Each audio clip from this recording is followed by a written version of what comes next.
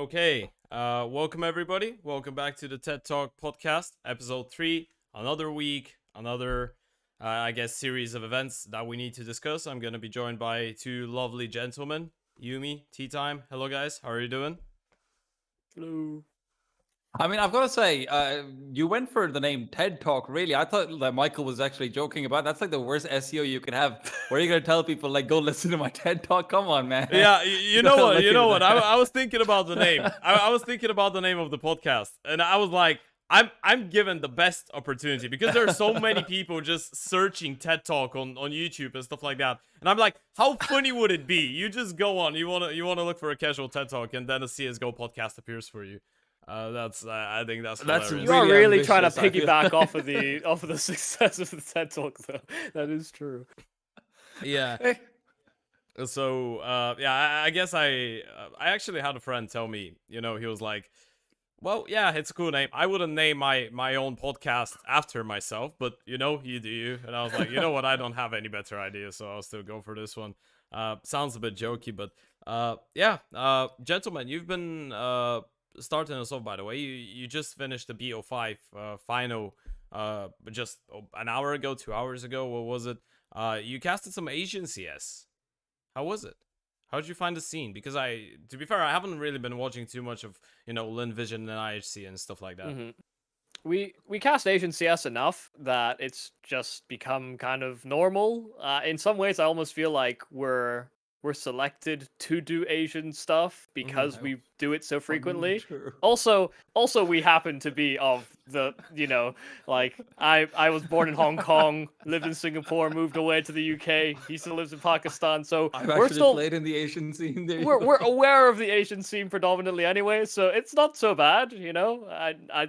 I definitely think we do it more justice than some that just get put on it and don't really enjoy the Counter-Strike they're watching, or just don't Yeah. appreciate the people that they're watching. Like, just to jump in on that one, I mean, Mm. I appreciate the Asian scene a lot. I think that it's really severely hard done by people. Think North America's they still got, oh, maybe NA's got some problems, maybe this. Dude, top 4 Asia in ECL, like ESL Challenge League, would wreck top 4 North America. Like, I Wow. guarantee that. You think So, so? you've got some, yeah, but that's because North America sucks. It's just Asia's just a little bit less bad. So there you go. Well, that's actually interesting. I think a lot of the other regions like Asia, like Australia. I know they're like the same region, but I'm looking at them from two No, different perspectives. Australia's worse than Asia. I Yeah, will not have it. that was Australia what only I has was one about good to team. say. Like different regions like that. I feel like everyone's put Asian in the same region. I feel like just Asians maybe haven't had enough time to approach the game in the way that they want to. I feel like tactically they might be good, but because obviously Asians are really good in games like League of Legends and Dota and stuff like that. So I'm thinking you should be good tactically. Your problem should be the mechanics, but it's like I feel like it's the other way around. So it's a bit of an enigma for me, to be fair. Yeah, Oh, no, I definitely. think also as well, just like, first off, you saying top 4 North America getting beat by top 4 Top Asia. 4 ECL. Okay, yeah. So long as we're talking about the ECL. Challenger No, League no. division, that's Yeah, all yeah, well and because good. if you're Because saying yeah, like yeah. Liquid, EG and Complexity, stuff- Liquid, those Yeah. guys Nah, are fine. man, it's like, listen, the second you get into making $40,000 a month, then I feel like you're no longer in the same conversation. Oh, my so poor little IHC EG's over out of the here. equation then suddenly. I feel like we could beat EG though. Maybe like 3 months ago, not now. Yeah, Yeah. I think now is better. But by the way, we're gonna have our time to speak about the gentleman wearing the jersey that's behind me on the wall. I actually wanted to say something about you guys because like I'm not gonna lie, I was actually quite surprised because I thought you were even younger, right? Because both of you give me younger vibes. So I found out you're like 25 and 26. I'm like, okay, you've actually casted for a long time, I think TeaTime you started casting in what 2016. And Yumi started in 2014. around 2018. Well, that's what Wikipedia says, guys. I mean, don't judge me, but I was not in Counter-Strike before that. That's why. okay. Yeah. Hey, you go first, old man. Nah, your history is like way shorter. Why did you go first? Then I can take my deep dive. It's all Yeah, no, I only started 2018, and it just basically started like UK LANs, did some online stuff, managed to go to Lithuania for like the Baltic Esports League. Shout out Sir Danny for bringing me out for that. Basically paid me in like pennies, but a cool experience for me to do. Mm.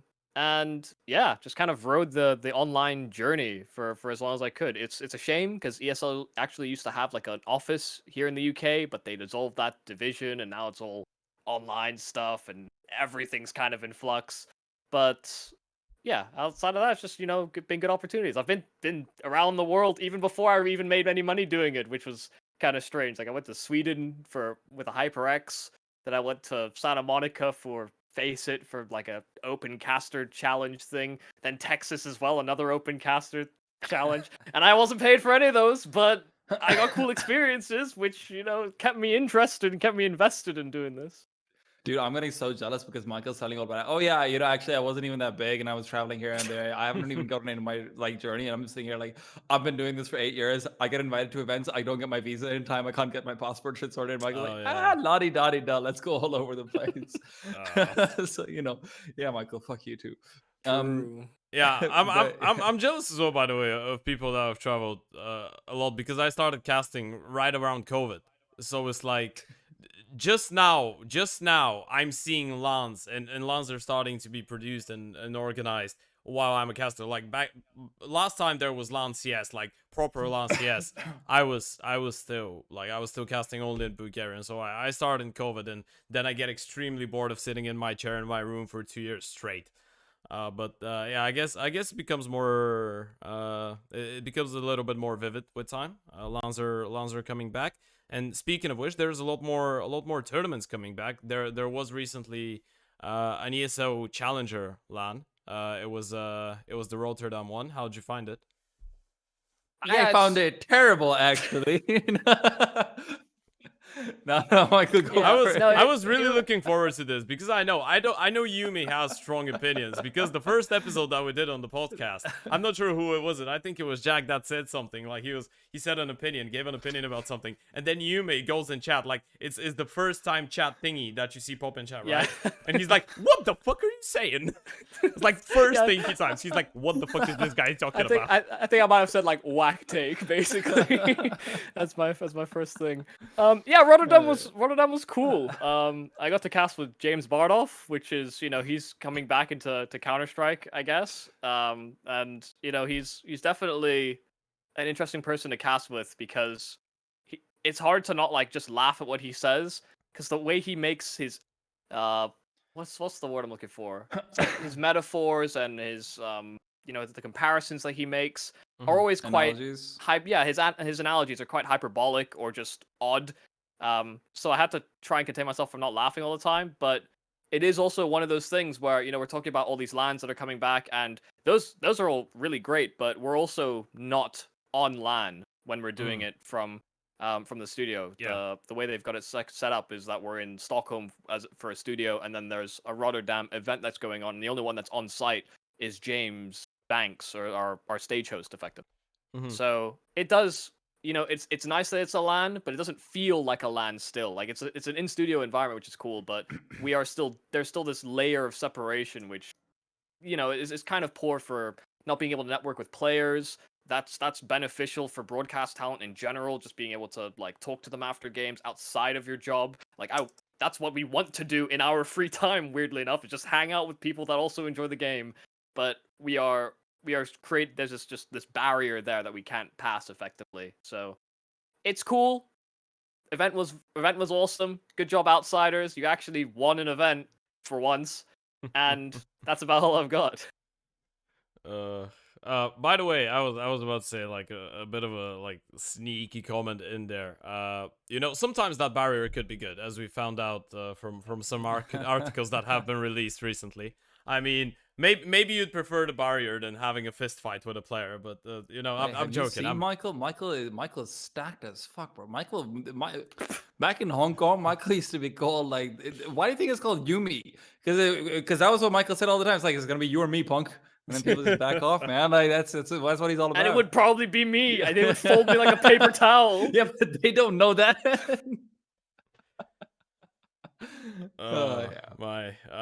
I was actually thinking whether we should speak a lot about that, but I guess like we can discuss Astralis a little bit after that. I think like this entire like ESO event for me I'm not gonna lie, I don't want to disrespect teams like, Outsiders, and it's obviously uh, a lot more interesting to watch with time. Obviously, they're gonna get the cohesion working with Senpais and Vaude and stuff like that. I was only interested at this event, and I'm not capping right now. I was only interested at this event because of Fluxo, by the way. I really wanted to watch Phobes My online man. again. My man. Yeah, yeah, I yeah. appreciate that. I've been doing so much like South American CS recently. By the way, the South American scene has been popping off. I mean, there's been so many Yeah. teams and so many players. And then I see Fluxo qualify for that tournament, and they miss out on the RMR. I was really disappointed. But even though they didn't go through groups, I think they did well, and they're doing well in the Blast right now, the showdown.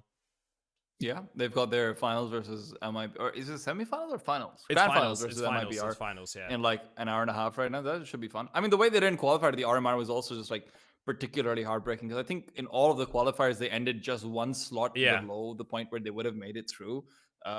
So that kind of sucks, but hey, it's all good. Shit happens. That's just life, and I'm sure these guys get it as well. The event, I personally I was a little bit disappointed to see Ents lose, to be honest, because I was really hoping that and Michael knows this, but I'm a bit of an Ents fan, like internally, not for the team overall, but I really like the roster they managed to put together in the previous season, and I really appreciate the fact that they keep doing so much with so little, but um, just lost a lot of hope for them. Put it that way, in their loss against Outsiders, because Outsiders to me, yeah, decent team, don't get me wrong, but like their map pool seems like it's still pretty exploitable, or other teams haven't completely tried to exploit it. They played like 5 maps only. They don't actually have a 6 map played at all on HLTV, if I remember correctly, last I checked. So yeah, I am a little bit surprised that they went as far as they did, to be honest, but congratulations to them regardless. Should be interesting to see how they do later on. I think the thing for us is that like when we do quite a few of the Blast qualifiers, like showdown or almost into showdown events basically, for these different regions. So when we last looked at Ents, like they looked, I think you'll agree with me, TeaTime, they looked bad. Like they were very disjointed when we watched them. Yeah. And Real then bad. and then for Fluxo, we had that same experience, but they like bounced back because they had the Rotterdam quals at the same time that they were doing the Blast quals. So their priority was clearly on doing the Rotterdam quals, making it, and then focusing on Blast. And they did both, and they actually qualified for both. But there was no like light at the end of the tunnel for Ents for some reason.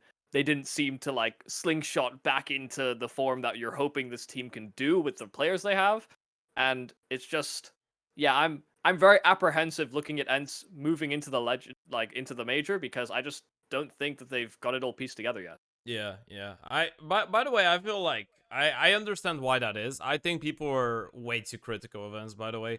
I think like for especially for a team like that, if it was the same case for Senpai as that it is for Vaude, because obviously Vaude's been playing on international lineups. Like it's not like the moment when he got transferred from North to into OG and he just switched to international CS. I think he's accustomed already, and he's an experienced guy, even though he's not a Spinks individually anymore. Well, I don't think he's ever been as good as Spinks is right now, but he's not a game changer in terms of like he's gonna be really consistent. He's not gonna be your star.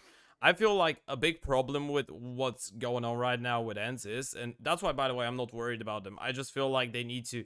I'm worried if they're gonna give themselves enough time to make it work, because now you have 3 big voices, right? Obviously, you have the IGO, you have Snappy, then you have Vaude, who's a big voice from his time with MSL, and you have Senpais, who's a big voice as well. And the players that they're replacing didn't used to be those big voices, so now you need to make it work with 3 people that are constantly given ideas. Well, 2 bar the IGO. And then you have Senpais that's playing his first team that's outside of his domestic region, right? I mean, he hasn't played in English before. So I think that's the reason I'm not actually being too critical of them. But I do agree that they looked. I think I watched the Eternal Fire game. It was the game that they won. It was the playoff, the semifinal of the Rotterdam. And I was thinking, geez, that was a 50-50. Like, you might have lost that game. You might have as well lost that game, and it would have been fair for Eternal Fire to win it. Yeah, it's weird because I think Eternal Fire actually looked better without Major again. So it's kind of gone full circle. Why do we even bring them back? I don't know how Pass does that, by the way. I don't know what's going on with Pass. He goes from being probably like the worst looking player on this roster to suddenly being like actually serviceable in this Yeah. event. So it was very odd. I mean, I will push back actually kind of on what you were saying though, Ted, about Mm. ends, which is just that. First of all, yeah, sure, people didn't expect Valde to replace Spinks as in to the same degree, but people did expect him to be a star, maybe not a superstar player, Mhm. but at least a substantial one. And I also don't know how much of it is about letting San Paez sort of transition from a Spanish-speaking roster to an English-speaking roster as much so either. It really, to me, does feel like the lackings that they're facing right now is just Spinks was a lot more aggressive on the CT side and a lot of Yeah. these crucial rounds than maybe people gave him credit for because they're always like, oh, he's a lurking player, he's this, he's that. He actually had a very high early engagement rate. And he would play with Diha much more quickly than Valde does. So there's a lot of places where in ends it feels like Modern just ends up being hung out to dry as the rest of his teammates, or more specifically, Valde is playing so much more defensive.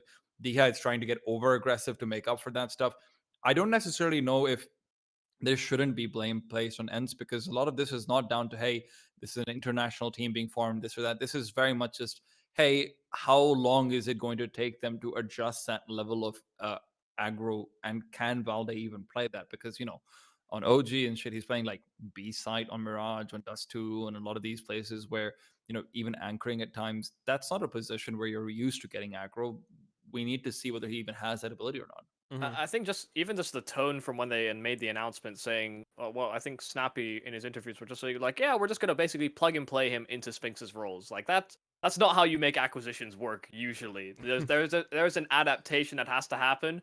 I think they were probably caught off guard by the fact that Spinks left their roster, unfortunately for them. But that's always going to be something that happens. If you're Um, not going to be able to protect him with a strong buyout, then you will leave to a bigger opportunity. Mhm.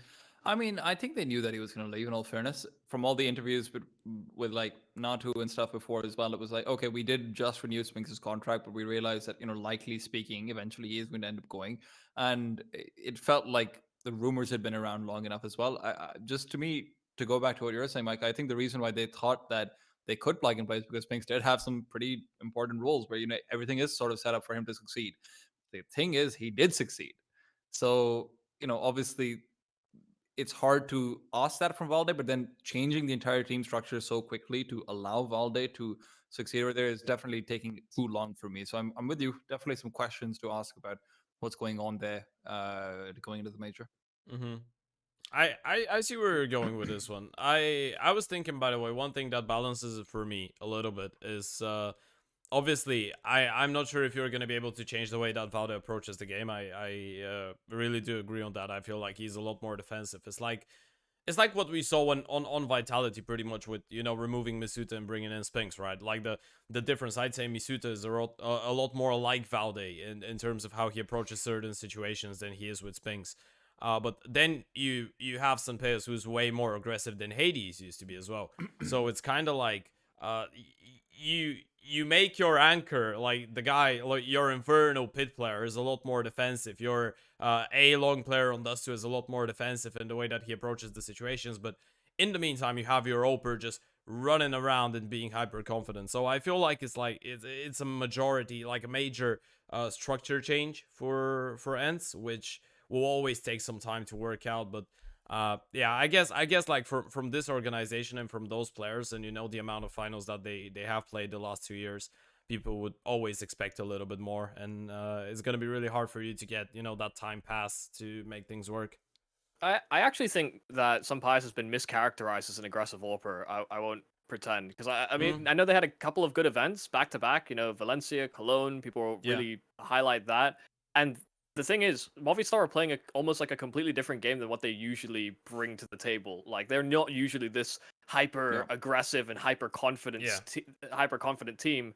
So my worry would be that if people have characterized him as an aggressive AWPer and that's what Ents were under the impression that he'd do, if they don't succeed and they actually hit down periods, I don't know that you're going to get Sun Pius inspired to go for these super aggressive peaks and creating room. Because I actually think Hades was very much like Sun Pius on the come up. In the teams that he was winning, in the games that he was winning, he was super aggressive and he was very momentum based. But somewhere along the road, he lost his confidence and he started playing more defensive. So I actually think they might even encounter a firepower problem on this team because Valde late activates on lurks. You know, if people are going to give Blame F flack for baiting his team and getting kills, Valde should have that same attention on him right now. And Sampaius has always struggled on T sides, and that's maintained that continues to be true on his time in ends.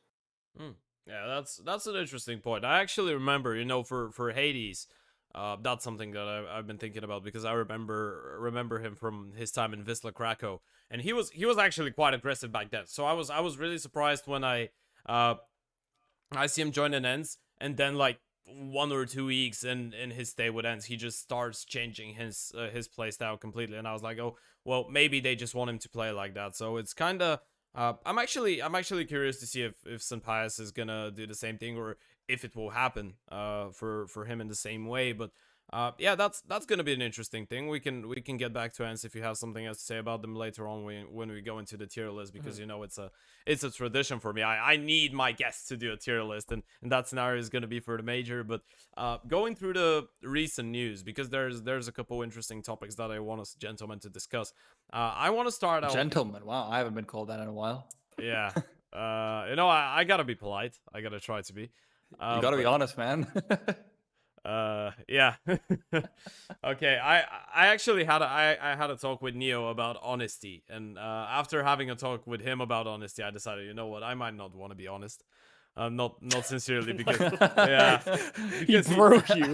yeah, because the thing that when he's honest, I'm just like, whoa, I'm on the edge of my chair. Okay, but yeah, I want to hear your opinion on what's going on with Astralis, because they're like right now, as we're having this conversation, they're playing the finals for the Blast Showdown.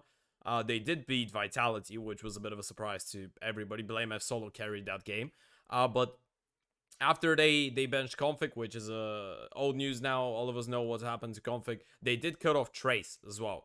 And they tried to go for a stare from Sprout, and Sprout essentially just showed him the middle finger. They were like, hey, you want Camus and give us Farlick for a stare? No chance.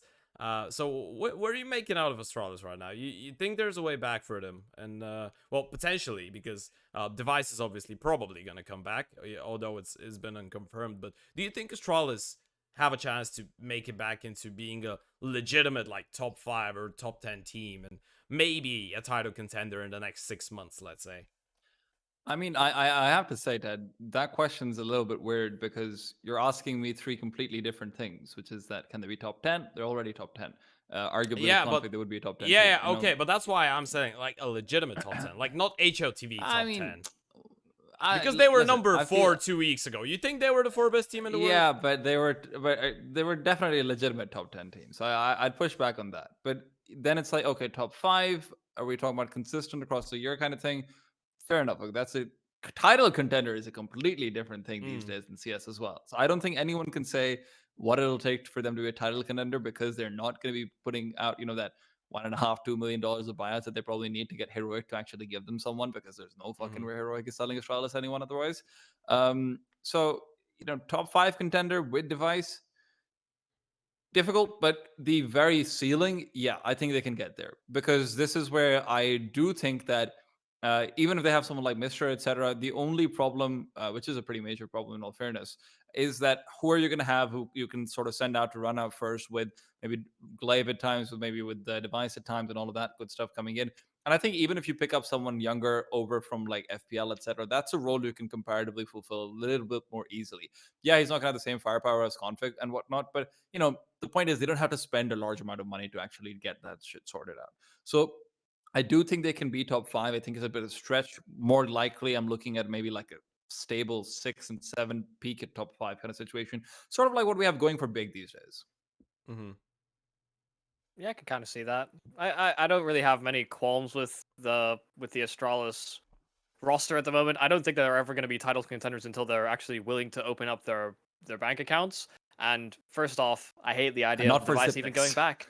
I hate Device going back at all. Also, yes, get rid of Zipnix. Just if you're going to try and leverage new players, or if you're going to try and get your hands on someone like Stare or of the like, then you need to be able to just buy these guys out. If you are going to be the best organization in Denmark, you should be able to get these guys. Even just the draw of playing for Astralis. That used to be a big thing once upon a time, but now because of this rocky period that they're entering, I actually think that they are losing some of their grasp on emerging talents in the Danish scene.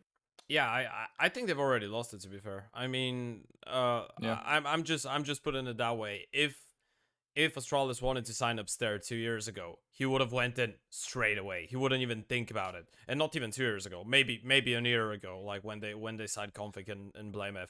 But now it's been like Astralis has been a sinking ship for the past year. I think it's safe to say they've had their good moments. They have had their good moments, but it feels like every like 6 months or so they're just going through another crisis and another really tough moment, Yeah. changing opers, picking up youngsters. Now you have the config problem, changing coaches again.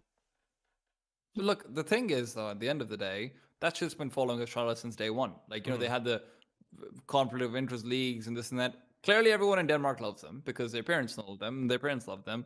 The cultural impact Astralis has in Denmark is nowhere near any other Danish team. I think that people have mischaracterized this as being, hey, Astralis doesn't have pull anymore, to compare it to, hey, Denmark has so many organizations that can put up a real buyout because they're giving their players real salaries, that any talent who ends up, like you said, Stair and the Sprout doesn't need to sell them for pennies. They're giving you enough of a salary to justify a legitimate buyout. Yeah. Similarly, you're looking over towards the Copenhagen Flames players. So sure, those became cheaper towards the end of things. But if you want to get just that one individual piece, like Roy, etc., that people were saying, you still probably have to pay like 100K plus for that if you're getting that one individual player who's just clearly so good. Admittedly, Fnatic got him for a steal in the end, and I do think Astralis' GMing is particularly bad, which is why they would end up having to pay more. But it's not like these players wouldn't want to join Astralis, even with all the shit show that's happened around them. There's very few players, or rather, very few people from Denmark in general, who even now would say no to playing with Astralis as long as they've got Glaive. As long as they've got Blame F. Let's not pretend like these guys aren't massive fucking bulls. They're the best players in Denmark outside of Carrigan in their respective roles. So yeah, I think it might be slightly overblown, but it's just that their GMing sucks, and there's so many orgs in Denmark that set buyouts. Yeah. Don't got Yeah. much to push back on that, to be honest. You agree on this one. They do kind of suck. I can back that. Yeah, okay, we're getting back into it, but yeah, it feels like they've been trying to go a little bit cheaper, which is, for me it's confusing because you're still giving Zipix that full salary, and to be fair, like, he doesn't look like he really cares if they win or lose at this point. For me, I feel like you're just getting one good game out of him every 10 games, and yeah, it feels like he's overstayed his welcome a little bit, which is, in the most respectful way possible, because I love him. Like, he's a fucking legend of the game, but He was a legend of the game. Respectfully, he overstayed his welcome before he got re-signed. Yeah. I mean, you could put it that way. I'd agree. Respectfully, please have some dignity and go down to a lower tier team and actually prove that you're worth it. Yeah, if he tacos it, like, I'm all for it. Yeah. If he grinds all the way back up with another team, and actually maybe even take some responsibility himself, maybe in a Masonic or an Ecstatic or something, and he full on tacoed it, I would be quiet, I would have nothing to say. But this is supposed to be a championship contender type organization, and they just aren't. They haven't been for a long while. Yeah. And he's getting paid insane money. Like, let's also not forget that he is being paid crazy money because he had offers elsewhere as well. It's just the kind of dollar rate he was asking for was too high. Astralis got him for 5 years. You think they're not paying him? Absolutely they are. Yeah, I guess like in Astralis, if you're Glaive and Zipix, still you're gonna get even better conditions than some of the big stars. Obviously, you've been there from the start. They created the organization originally, so it's founding members. Yeah, exactly. So I guess it's logical, and you might still have him around. You might still have him around if he doesn't want to go down and play in those lower tier projects like Coldzera and Taco did. But I'm not sure if the starting 5 is a place for him. Maybe he can help out in other aspects. Maybe he can help out the academy players. I'm not saying put him in Astralis talent and let him suffer and lose and we play academy league. But just let him. Flamey treatment. Yeah, it's just. To be fair though, I can see what you've been up to these days. Flamey did have a good tournament at the RMR with 1-1. I mean, he had a couple good maps, so he's been able to recover. I was actually quite sad to see that they didn't make it through. I mean, that's what we want from Tech next up. Go down a rung, teach people, be good again, get hungry, and then, you know what, get another chance. Look, it's not also every bloody Danish player has had to do this at some point who's worth their salt. Cadian was literally, he was in North America. He was coaching, he was in gelling Rogue. Okay, he got them to a major. Look at what Carrigan had to do. Again, he went to Team Envy. Bro, he went to Mouse Sports. Everyone thinks of Mouse Sports as, oh my God, they're such a good team now and everything. Yeah, they had one good lineup up until Carrigan joined them. It was basically like an academy team. The Yeah, Mouse team. Mouse yeah, was basically yeah. what Copenhagen Flames is now. Yeah, I mean, you can say it was an academy team. You just had like one of the best IGLs, and then he was surrounded by 4 like young, really good players. Well, I'm not sure if you can call it an academy. They still had Rops, right? No, Yeah, look, but at Rups first was they a, started was an off. FPL player that was Yeah, like, Rups was an what, FPL like player. newly 18 or whatever. But look, they started off with Chris Shea leading it and whatnot, and that went well for a while. Afterwards, they fell off and they were batting in. And everyone thought, okay, you know what? They're not going to be particularly good. They're not a team that was necessarily paying the biggest bucks at the time and everything as well. Carrigan went there, revives his career after FaZe has been looking like it's a bad time as well. All of these things coming into play, you know, Danish players have been doing this consistently whenever they get removed from elite tier teams because they're not ready for elite tier play. Why should Zipnix be an exception just because he's quote unquote a legendary player? Yeah, I see where you're going with this one. I feel like this is, I think this is a valid point. I mean, Mages did the same thing with Optic, if you all remember. When he got removed from Nord, he went and played in Optic, and Optic back then, like, you remember that it was such an awkward lineup. I think he played with Mixwell. It was back In all the fairness, days. Optic was pretty bad. Yeah, There is yeah, that to consider. That's the team that had like mega internal issues as well because Yeah. they started forming like cliques and that, you know, we start Yeah. to see the setup for how not to run an international team is like don't have 3 or more of the majority of one language, I think. Yeah, it was awkward, but he won his plays on Astralis, and now he's a legend. So I guess like it's a little bit different because he was a lot younger and he got removed from North for different reasons. Yeah. But I guess I see where you're going with this. I'd really like to see something like that happen to Zip. I'm not gonna lie though, I don't think he will. I don't think he's got the same hunger that he did a couple years ago. I feel like now we're just starting to see, like, in traditional sports, obviously, football players, for example, play for as long as they can. But as soon as you win, like, you win, let's say, 3 or 4 Champions Leagues, you win the World Cup, you win your title a couple times, you win everything that you can, your motivation is going to go a little bit lower. And that's, I think that's normal. Like, you get into your 30s, you want to spend more time with your family and stuff like that. You still love what you're doing, but you're not as hungry as, let's say, a 20-year-old that just went out of the CAS scene, right? That's going to be spending 140 hours per 2 weeks in the server. It's just one of those things where they feel like they are hard. They're going to be at a hard ceiling, even if they still had config, even if the keep Farlig and Device doesn't come back.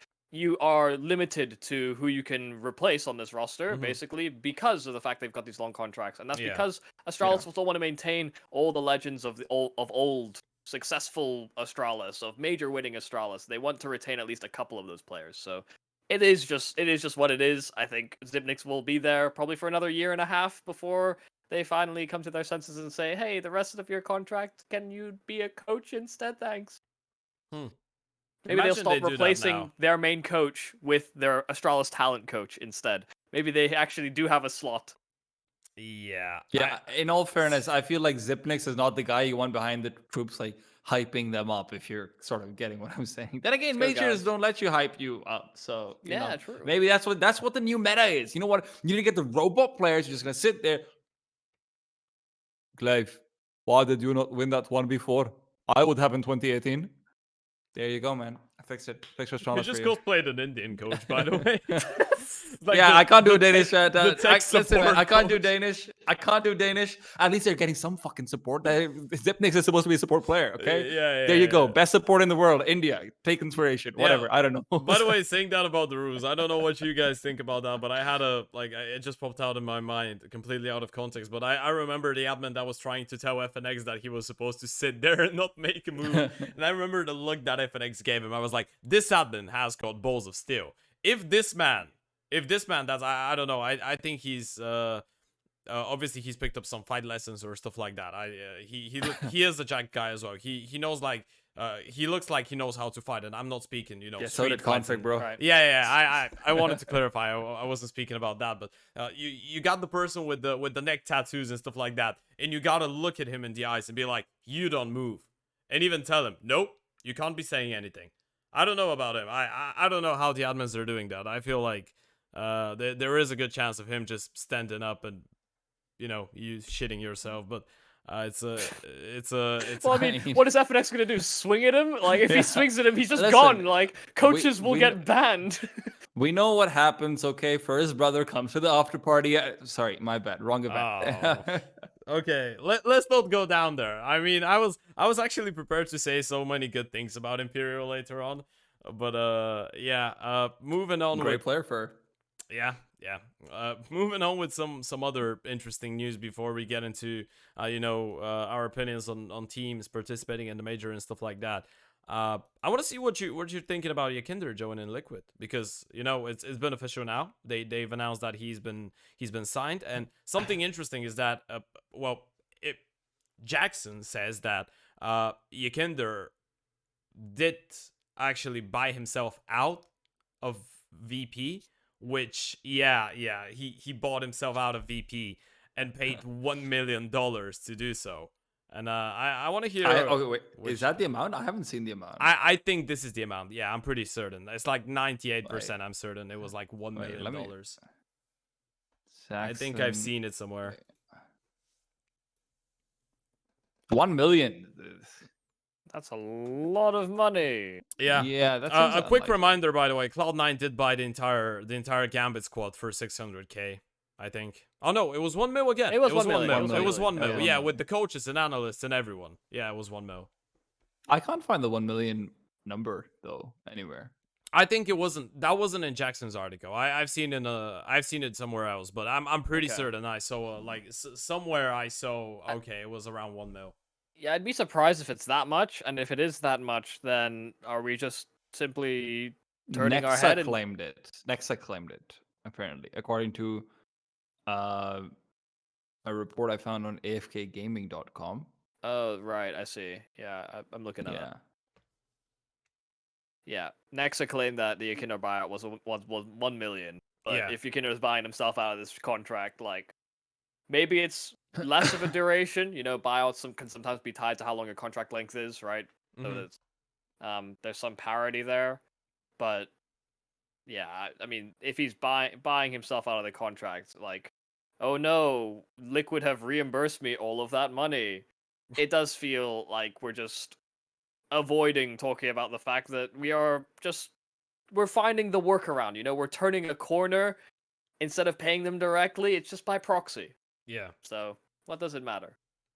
Look, let's be honest. Esports has very clearly said we don't want to be involved in the political side of this conflict beyond just whatever we can get for clout on Twitter. And there you go. That's standard esports. So, whatever. Yeah, but Like, we've seen it happen with Cloud9, like you Mhm. mentioned. We've seen it happen on every general stage. If everyone can have weird sponsors, if everyone can find ways to bypass things, if everyone can have all of this stuff happening, why even pretend like it's not happening? Let them get likes on Twitter. Who gives a fuck? Mm-hmm. Yeah, I get you. I actually wanted to focus on the YEKINDAR part. I was The just actual- mentioning that to yeah. give some more context.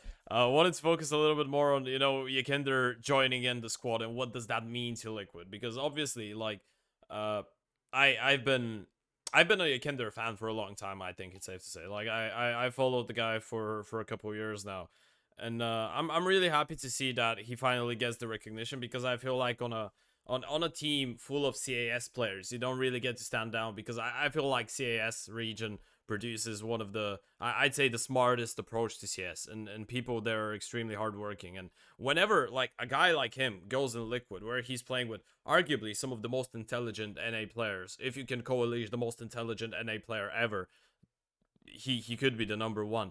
And it feels like he's just opened up their eyes for the game, and he's just revived them single-handedly. And I feel like that's gonna be we could be able to see that come into fruition even more now that he's officially a part of the team, because you're not gonna see, you're not gonna have, if you're the players, you're not gonna have it towards the back of the head, the idea of, okay, what happens if he goes to Navi now? What happens if he decides, you know what, I don't want to play with Liquid anymore? He's a part of the team now, so it should be a little bit different.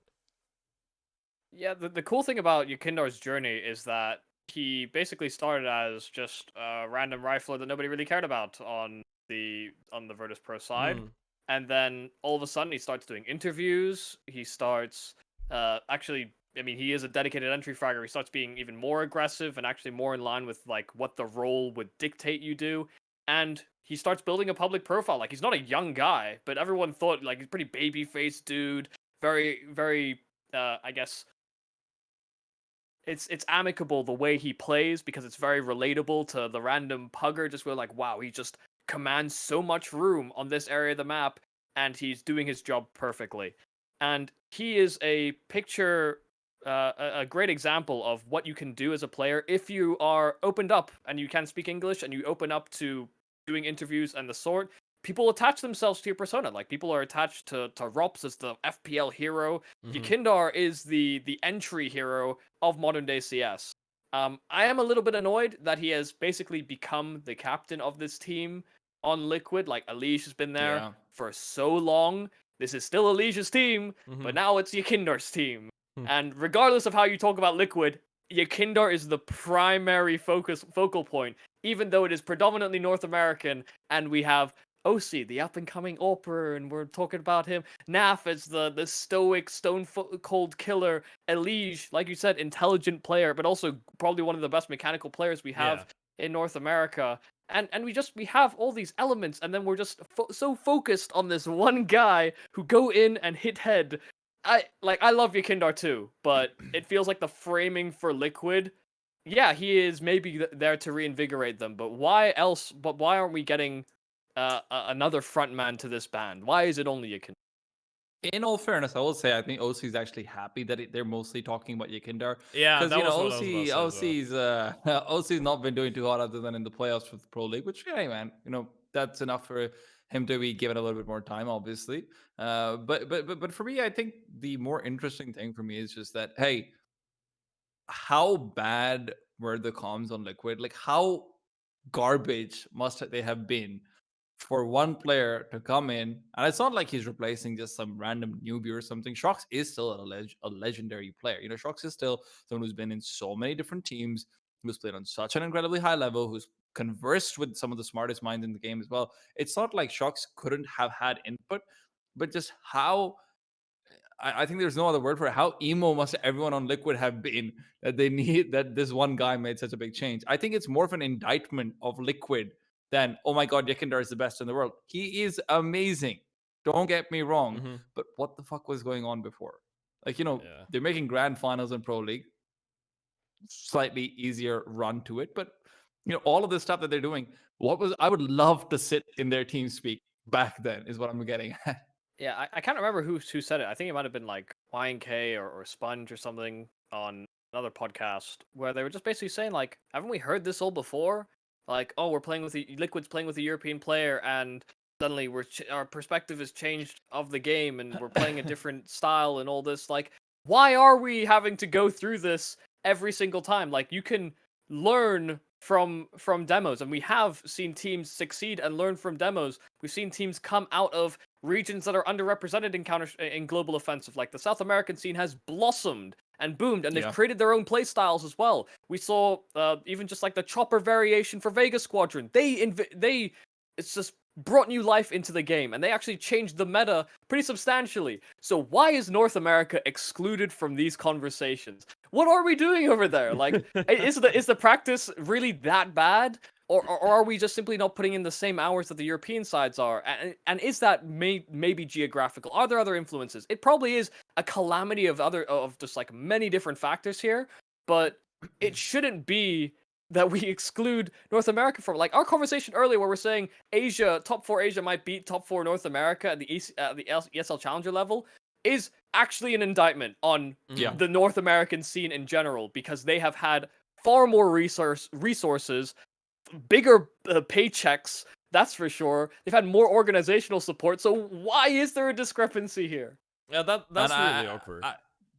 I want to actually piggyback off of Michael's point. One of the things that just really triggers me, and I know this is something that Europeans, you will never relate to me. Americans, you probably won't relate to me very much either. But your ping to Europe isn't that bad, guys. It's really not. If you're on East Coast of America, you get like 95 ping to Europe. That might sound like, oh my God, 95, especially to you Europeans out there. But 95 ping, if you can guarantee consistent practice against some really good teams, that's great. Also, those really good teams are willing to practice you. I know this because I've coached a Middle Eastern organization / team which was practicing against, top 30, top 40 level teams, even sometimes top 20 level teams on 135 to 140 ping on our highest players. This is something they're open to because what they need is people who will play like human beings and not be going up against them in tournaments. So they don't want to be playing up against some random mixed team that's managed to make their way into ESEA main or ESEA advanced in Europe, who's just going to rush at them, because that's not what they can try and use their protocols on. If you are a team like Liquid, if you're a team like Evil Geniuses, if you're a team like Complexity, the East Coast of America gives you acceptable ping to be able to practice. So this entire excuse, oh my god, the ping is so bad over here. I saw Vorborg tweeting about this recently as well, where he's like, oh, team just canceled beforehand. If the ping is so bad that rather, if the teams are so bad that you genuinely cannot get map practice against them, which is very important, just scream EU, man. It's 95 ping is playable. You learn a lot in that. You know what's the thing? I think this is a valid point for the lower tiers of NACS, where like you look at the tier 2, the tier 3 scene of NA, and if they want to get practice against some good tier 2 sides from EU, as you said, obviously the difference between EU tier 2 and NA tier 2 is just insane. It's just like they're playing a different game. That counts because you're gonna learn a lot of new stuff. But if you're the Liquid, if you're the Complexity, if you're the EG, if you're the Furia, you want to be like, you don't want to be pracking. And I'm saying that because I've spoken to coaches about that, and people that have been in similar circumstances. You don't want to be playing on 95 ping on prac to prepare for when you're gonna play like Lance on 2 ping or 5 ping. The difference is way too big, and I can't stress that out enough. I realize why people don't understand it and why people go, okay, 95 is playable. For a professional gamer, it's really not playable. I mean, if the difference is gonna be massive in terms of the tactical approach that you're gonna get, the trying your strats against teams that might react better, learning from them, that's all right. But if you want to be consistently practicing on 95 ping, that's gonna screw up your gameplay, and it's gonna make it really tough for you to play when you go on LAN or when you go on a tournament. It's about what the comparison is. If you're claiming that there are Furia, EG, Liquid, Complexity, is Pain in America or is Pain in South America? I don't actually know. South America. South America. So not Pain, not Fluxo. Which are the Team 4 one? teams other than these guys? Team 1's in North America. Okay, there you go. Lost one as there No, are these days. I agree about the rest. I'm saying tier 1 orgs should be cracking in I'm EU. talking about tier 1 org. What I mean is, if you're 5, there are only 5 teams that you can feasibly say are giving respectable practice, and you have to play with those 5 teams for qualifiers. So you don't necessarily want to test your best things out against them.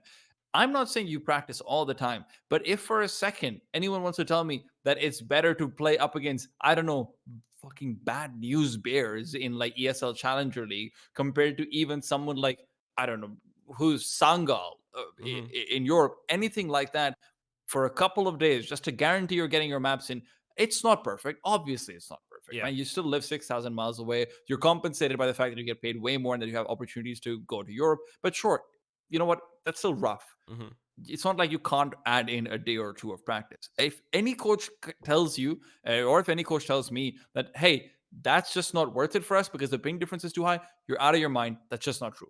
The reaction training that you get and everything is so incredibly important. And the fact that you boot camp before major tournaments every single time to be able to get that 5 ping adjustment and whatnot, I'm sorry, I just don't believe it if the coaches say that. Yeah, you can't have sustainably had Issa on a European squad playing on 100 ping consistently for European outings, and then also have players like Boros that climb to the top of FPL, also on pretty high ping, like over these players. And yeah, it is kind of like you're almost targeting the wrong thing, because if you're confident in your players and you think that they've got the reaction time and the abilities to make things work, then really all you should be worrying about is like what you do in the macro and what you do, like how you react in game. Like you're training your communication, how players are reacting in situations, and what your overall macro game plan is going to be. Yeah. Who cares if you win the scrim? Nobody should ever care if you win a scrim because it doesn't matter. But there should be different targets effectively if you're going to go outside of your region for practice. Yeah. Like you're just a bad coach if you think that it's not useful. Honestly. No. I didn't willing say to it say wasn't that. useful. I mean, I don't think it's something that you can go for 1 or 2 months of stellar like non-stop practice on 90 on Yeah, 90 you don't or want to get 100 too ping. used to it. Of Yeah, course. that's what I mean. Yeah, You don't want to get yeah. used to playing on that ping. I'm not saying it couldn't be useful. Of course it could be. I mean, I know that EG like a couple months ago did scream like from Cirque was in New Mexico, I think, or something like that, or he was in Mexico because he couldn't get his visa sorted out, and we've had that with a bunch of players. I think Hauserk was another example when he went to Complexity for the first time, and they're practicing with their teammates that are in NA. They're playing on 100 ping. So you're going to be good with doing that for some time if it's going to be for the good of the team, right? To get the macros good, to get the reactions and just get accustomed to the game, and you're going to be able to work on your mechanics outside of the pracs where you have normal ping and stuff like that, then you're going to have the boot camp. What I try to make as a point is like, this is not how you can work in the long term, but it's all right. I guess it's of course it's going to be a lot better to practice against Sango than to, you know, if you're EG, to practice against the other EG teams like previously Carpe Diem and Bad News Bears and all of those guys. But yeah, I guess we kind of got a bit deeper into this. It all started, by the way, from the question, why is NA so much worse than other regions? And we just get into that. I actually don't know, by the way. I'm really North America is massive, to be fair. Like, yeah. even if you find a that's why I'm central saying East location Coast. for ping, like you could still be like 70 ping internally in the same country. Yeah. It is that big. Also, so- their routing sucks. Yeah, So. true. Yeah, but back to YEKINDAR and, you know, the changes that he's brought into Liquid. course. It's like I was actually really I thought people were really overhyping the amount of change that he can bring about as a team, because in this team, because I was thinking, like, same as you're joining in the team with Naf, Elige, Nitro. Okay, Nitro has been in Valorant and stuff like that. He still knows the game. I mean, it's not like he hasn't been playing the game for a long time. You can't forget a lot of the things, even if you fall out of the meta for a little bit. And then it feels like he's changed so much. And I'm there standing thinking, okay, the exact same question. How bad must have the communication have been before he joined in? Like, how is it possible for those guys to actually need that? And the only logical answer I managed to come up with, I feel like sometimes when you're playing the game, you just need you just need something fresh. And when he comes in and just brings in a new way of maybe communicating, like a new way of just playing the game that he's brought in from the CIS region, a new work ethic, a new way of thinking and approaching things. Might be something personal for him, might not even be something signature for the CS thing, might be just the type of person he is. This could sometimes just relit the fire and make everyone want to do more. So it could be just them feeling a lot more freed when he is in the team. I think it might even just be an issue of respect, because when you consider like the hierarchy of how Liquid was structured out before, like you want Nitro to come back and you do calling, but he's been in Valorant, so really how much faith are you giving him on all of these calls? Is there certain rounds that are up for debate? Is there any sort of doubts that you might have, like, oh, this might work in Valorant, but it wouldn't work here? Are those certain doubts that you have to consider effectively? Because when you bring in and import someone like YEKINDAR, I think everybody on this team is listening to what he has to say, because he comes from a different system. Their system is proven to work and can test in the European side of things, and they think that they are good enough players individually to make this work. I think it makes sense from that angle that YEKINDAR is commanding by just basically coming from a team that, you know, he's a very sought after player, but he's also from a team that has provably made something work and can compete in the European division, and that's what Liquid need. That's what Liquid need to be able to target. Again, why is Nitro here if YEKINDAR is effectively taking over this? Like, structurally, I think Nitro is still calling, but YEKINDAR is also calling. I'm not really sure how any of that works, but I do think it just comes down to, because they've imported this player, they need to listen to him effectively. Otherwise, they can't justify his presence in even being there. And I mean, if it's true that they paid $1 million for him, then rather, if it's true that Yekindar played $1 million for himself, hey, if that is true, then obviously, they do have a lot of faith in him and all that stuff. But honestly, the North American mentality towards players does recently kind of seem to be closer towards, for me, like, it's like trying to go after a model, just like, hey, we kind of want her because of how sought after she is, or he is, or all of that stuff, rather than necessarily the actual qualities of that person. Even the fact that they get someone like Shox initially, which, let's be honest, no one thought Shox was going to work out in that team. Absolutely no one did. Everyone from day one was saying this is a bad move, and for good reason. So then, you've got Yekindar coming out, and we're like, "Ooh, is Navi going to get him? Wait, are you saying that she wants to be with Simple? Maybe I want to be with her instead." This is sort of like the mentality of GMing that it seems to be coming out into for me, which is like, if you need an IGL, bro, get an IGL. You know what? If Nitro can't be there, Nitro can't be there. The problem is you have to play around the elephant in the room, which is to say Elige. Elige doesn't want Nitro gone. Elige wants Nitro there. So now you've got to get a guy who is secondary calling, but apparently, according to all of what the interviews have said, and everything is bringing an entirely new philosophy to the team and whatnot. So okay, at the end of it, what we're getting is, well, Elias gets to keep Nitro in one arm, gets Yekindar in the other arm, and then, Naf sort of escorts them along the way, and OC is just I sort think of Naf living is on still borrowed there at time. this point. Now Naf is just rolling. Yeah, I think this team probably does have a very good vibe, though. Yeah, I mean, yeah. Yakinda's a pretty uppity guy. Nitro, I think, was a glue guy before when he was on Liquid previously. Naf, chillin'. And I don't think OC as well, probably also chillin', They Listen, probably OC's off in the corner hoping they don't kick him next to him. Dude, they probably That's all what hang he's out doing. at the hottest restaurants and chill with the hottest dudes. I by the way, speaking of OC, I think you guys made a good point about him actually being happy that everyone's speaking about Yekinder. I think this is I think that's a valid point, because like for OC, imagine how much more there would have been on his shoulders if it wasn't for Yekinder, right? Because like Yekinder comes in, he saves up the team, and now suddenly people are still speaking about OC and looking at him, but he's not the main focus. So he just gets to, silently work on his game, get a little bit better, and people are not so critical of him than they used to be before Yekinder arrived. Imagine what would happen if OC had to take responsibility for his role in the team as they're trying to be the best team in the world. Oh no. What would happen? Well, you're saying that, of course he should be, but in the end of the day, it's like apparently he doesn't feel still that comfortable. At least it doesn't look like that to me. By the way, I feel like he's got some confidence issues sometimes in the server, and it's really like from the body language you could tell that sometimes he's feeling the pressure, and I feel like Yekinder in the team has taken a lot of this off. I actually think when it came to ESL Pro League, like that, obviously they get themselves into a second place position at this event. It actually looked like OC was struggling to keep up and actually implement what Yekindar was doing. I likened both Yekindar's version of Team Liquid to the Furia problem, where they don't have an AWPer that is super aggressive and instinctively aggressive, that is willing to just kind of go with the ebb and flow of a game.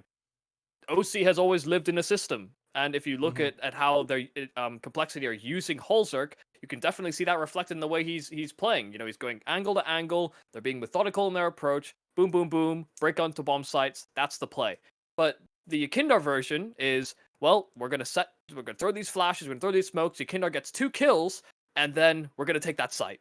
It's very like, it's very pacey and very different, and I think that's what Furia have gone for as well, like traditionally. So I think those two teams are actually in parity. And the problem that I would have is that you would actually be noticing that OC isn't contributing into these rounds, and you're not actually letting him develop in a natural environment almost. Like, if you're gonna have him be in clutch scenarios more often, you actually want him to be in that, like, replicated moreover and actually fulfilling in good conditions. But sometimes he's like running halfway across the map to recover a round that is potentially winnable at the start of it. So, like, this is the same thing I think Safe has an issue with on Furia. Unless they have Henny, there's probably no other AWPer in the Brazilian scene that can make up for that. And OC is probably the best AWPer you can get in North America to fulfill this position. But you have to give him time to adjust. And I think, Yekindar is taking some of the heat off. But people have been noticing What people going into the playoffs, everyone's like, OC just isn't hitting anything. OC, where is OC? And then Elige goes missing, but OC turns up in the playoffs. So, is there someone always bound to take that hit? Also, I mean, let's also remember, Liquid doesn't have to get a North American opera. They're not in the Evil Geniuses position where they, need to bring Hexed up or whatever. I think it was Hexed up instead of whoever they're planning on going for. Even though, thank God, they didn't get Masood. I don't know why you would even think about that for even a split second. Just like, please just get Hexed instead. I never thought I'd say that. But you don't have to get OC. You could have had someone like a Dexter and whatnot. OG, I guarantee you, OG isn't paying a lot. I guarantee you his salary is not that high, and that Liquid can probably give way more, especially when you consider, again, just to repeat, Yekindar bought himself out for a reported $1 million. There are better options that were available, and OC has to be able to perform, keeping that in mind. It sucks. It's a terrible standard to have to live up to. But if he was an Evil Geniuses right now, I would be rating him way higher than comparatively to Liquid right now, with the exact same performance, because expectations are just different for each team. Yeah. Especially, I feel like, by the way, I don't think his teammates did him a good favor when he got brought into the lineup. Everyone was speaking about him being one of the best mechanically gifted players, Opers, NA has ever produced. I even heard, I think it was Elige that compared him to Ska. And he was like, yeah, he's as big as Ska used to be back in the days. I feel like they just did him dirty. I mean, you look at the guy, he looks like a shy guy. I mean, he looks like a normal dude. He doesn't look like the hyper confident guy that's gonna go chin up in the hallway and just be like, okay, I'm gonna destroy all of you motherfuckers. So I don't think you want to be saying things like that for him and just putting pressure on him. But it's gone a bit better with YEKINDAR for sure. My bet is that he was that confident when he was still playing with JT JT and the guy, when he was playing with JT and the guys. But now that probably. he's playing with Liquid, where it's like bigger personalities, actually like more accomplished North American pros, he's probably a little bit more reserved. You know, like anyone who could move Sonic off of the op is probably feeling pretty confident, considering that Sonic, when he went to NA, was also sort of like, brash with bravado and all of that good stuff. So I feel like, yeah, you're gonna have your confidence take a hit when you face the reality check. It's all about how well you deal with the reality check. And that's something I don't think has happened, because like Michael said, dude, the guy is just continually in difficult positions where he's just not able to get it done. And that's the reality check that kicks in really hard. The question is, how do you adjust? How do you change? The op is historically the hardest thing to get good on if you weren't good from the start, especially if you're in NA. So I don't know what you do. Honestly, I don't know what you do. I also don't know why people think he's going to get better. Like I think OC and Safe are basically like, they do it by the book. Like they want to know the formula, they want to know the problem, and then they plug in all the numbers afterwards. The way that these teams basically function is, well, we're throwing you into the problem, find the solution, show you're working as well. And yeah, you don't have variables either, by the way. Yeah, you're detached from things. It's the same reason that we would maybe put importance on like lurkers once upon a time, because they would literally be on the other side of the map, detached from action, and then they'd be thrust into like a 1v3. It's like, how are they going to compute everything, where the position's going to be? I almost feel like they're running that same test with the AWPer, strangely enough. Yeah. So yeah, I actually agree with that. I think that I agree with what TeaTime said there for OC. I've always had that problem with him, by the way, and up to this date, I've never actually discussed it that deep. I really haven't been sold on the idea of him being as big of a prospect as Kai used to be back in the days for NA, and I really don't see him. I think he's not he's even a as good big opera. of a prospect as fucking JDM was, man. Yeah, exactly. Well, JDM was a legend. I mean, only JDM was a legitimate prospect. Yeah, he was a legitimate prospect, and to it as well. He was. I think he was one of the. Obviously, NA's always been better. Always been really good at doing what you said about YEKINDAR. Making himself a public figure. NA players have always been really good at that. And JDM, I think 95% of people don't actually remember a single JDM highlight, but they know how he sits on his chair when he's playing CS. That's not true. You remember the cash one? Yeah, the one versus the five cash one. Yeah, exactly. That was a crazy clutch. Yeah. Of course you remember this one. That was insane. That was insane. But yeah, I don't see the hype around OC. I think he's an overall good player. I think the equivalent that we have in Europe of OC is Farlick, by the way. I find him really similar. I think it's yeah. I think that OC is the spiritual successor to Kusta. Kusta. Yeah. No, we can't Okay. both be Asian brought into rosters and mess up, man. and in Liquid, and with all the hype Come behind them, on. because they came from a structured team which was fully set up around them to succeed, and Liquid bought into that. Liquid brought them over, and Liquid's like, okay, you do the same thing with none of the resources. Yeah, it's Kusta all over again. They did the same thing to Sixer, man. Oh, Sixer. Yeah. Envy. Hello. Oh my god. All my Asian offers, bro. Yeah, why like are we it's just speaking to only keep about There getting- you go. There you go. I'm just Knocked expecting down. you mention Wardell at this point. Oh, yo, Okay. Wardell actually, if he stuck Wardell was around, legit. probably, Okay. yeah. He I, was- I he was wish actually Wardell would good. come back. I think Yeah, Wardell had, I like- think he wants to, doesn't he? I think he wants to because That he's was not in bait. the. That was bait. Oh, that was is it? bait. Because I don't think is he Yeah. on the roster for the VCT like the franchise? He's North. Listen, man, he's North American. He can stream. We know what happens after that. Yeah, true. He'll find his way into a career either way. Yeah, And, Freakazoid showed him how. Coopers, all of those guys. Yeah, we just had too many. Honestly, we were just drawn to the animations of Valorant. That's it. Yeah. We're a simple creature. Yeah, a simple creature, but Yeah. we were Could have the, at least been Overwatch, but no, it had to be Valorant. Like Tens could have stuck around too. Like good player. Wardell. yeah, but like, would he have sold a Final Mouse if he was in CS? Probably not. No. Yeah. No. Yeah. We're speaking only Asian That just made players, like are big we? money. I'm just thinking of like who are the prospects of the We've time. mentioned like 10 different people. All of them have been Asian Barska. Yeah. Big up. Scott. Drone, there you go. Drone could have been a Counter-Strike player. Drone. Yeah, swag. Yeah. Also could have come Hey, back. man, hey. Listen, you don't have to break my heart over here, okay? Also, everyone Let that him- has let ever him have touched his Team passions. Envy, like, has basically Dies. faded into irrelevancy. Yeah. Like what Thomas? What are you talking about? Nifty was an analyst for Blast One. Oh, someone in chat says Jason R. Honestly, Jason R wasn't a bad player. Like, he's a good personality as well. A little bit I weird. like Jason apparently R's these stream days. when And I he was think doing in the Counter-Strike. end of the day, we can stay here and speak about we can speak about CS prospects from NA All for of 30 these people minutes, that gone. and no one's gonna be even close to Mo. All right, He well, did beat we're Envy moving that on to one this time. topic. Yeah, I He think did beat I Envy. think we've spoken about NA. I mean, he was the best player in the world in Source, so Yeah, he was the he was the bonus edition, the HOTV top 20. He's the bonus edition, the one that comes out after number 1. He's the number the godfather of everyone. Hey, work more majors than we have. Yeah, fair. I mean, worked more lads than I have. to be fair, I'm not even memeing Mo. I mean, Yeah, no, he's a great streamer. He's a great streamer, and he's not bad at the game for being a streamer. I think he's decent. But yeah, okay. So NACS, I think this is something that we spoke about. Unless It's you a loaded gentlemen topic. wanna- Yeah, that's the thing, right? I mean, I think at this point we're just milking the cow with NACS, and we have been for years, and it's something that we're never gonna stop doing. The cow is dead. the Yeah. cow is dead. Something Well, about beating a dead horse. It might be coming back alive. I mean, Liquid are on the right path to success. I want to hear your opinion on EG. By the way, we're gonna slowly get into the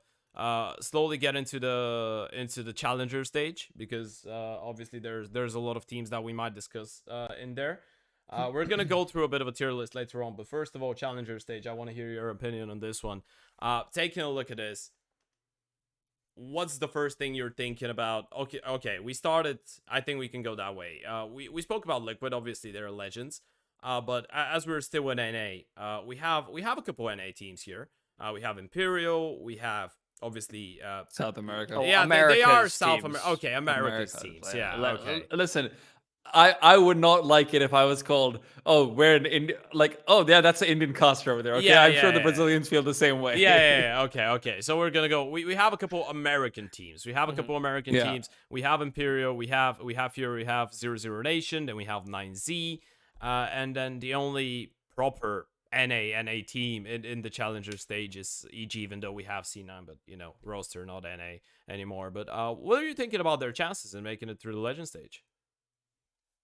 Do you want to go first, Michael? I feel like I actually don't hate this EG roster, or I guess the trajectory that they're on currently. I don't hate it, but I also just can't justify their progress into the legend stage over some of the other teams. Mhm. in this bracket. Yeah. Unfortunately, like that first round against IHC, I could very easily see them lose it, even though I Yeah. don't think IHC are in good form right now. So wishy washy on it. EG No, is I'd say a could definitely beat EG is an EG. interesting topic. I don't think they make it through. I had 3 Americas teams making it through, and EG is not one of them. I see again, just to go on the same vein, you can't justify it. Like I don't favor them out against any of the European teams over here, except for maybe Bad News Eagles, and that's just like a really big maybe as well because they've got some like really sick players at times. The only problem is that I think they might struggle with the crowd there, and that's something that I actually think makes a huge difference to this challenger stage compared to any other we've had so far. There's going to be a very substantial crowd involved. I don't know how well some of these teams will deal with it, and I actually think EG I mean, Nealon's not really played in front of that many. So, you've got an IGL who's not necessarily going to be as, on the money as he normally would be in like a comparatively isolated environment and stuff as well. I actually think EG don't make it through. No way. Mm-hmm. Yeah, I get you. I actually haven't done my pick'ems yet. I think I'll do them tomorrow. But thinking, That's why you brought us on. yeah, thinking of EG. To be fair, I actually like the direction that they've went. Same. I think it's a good point that you've made about they're on the right path, but still there's a lot of teams that you can give more credit to in the challenger stage up to this date, obviously. I think I think I look at EG. It's a 50-50 for me, to be fair. I feel like you get fortunate with some good matchups. You beat IHC. I haven't looked at you have the calculator with who are you gonna get potentially if you beat your first opponent and stuff like that.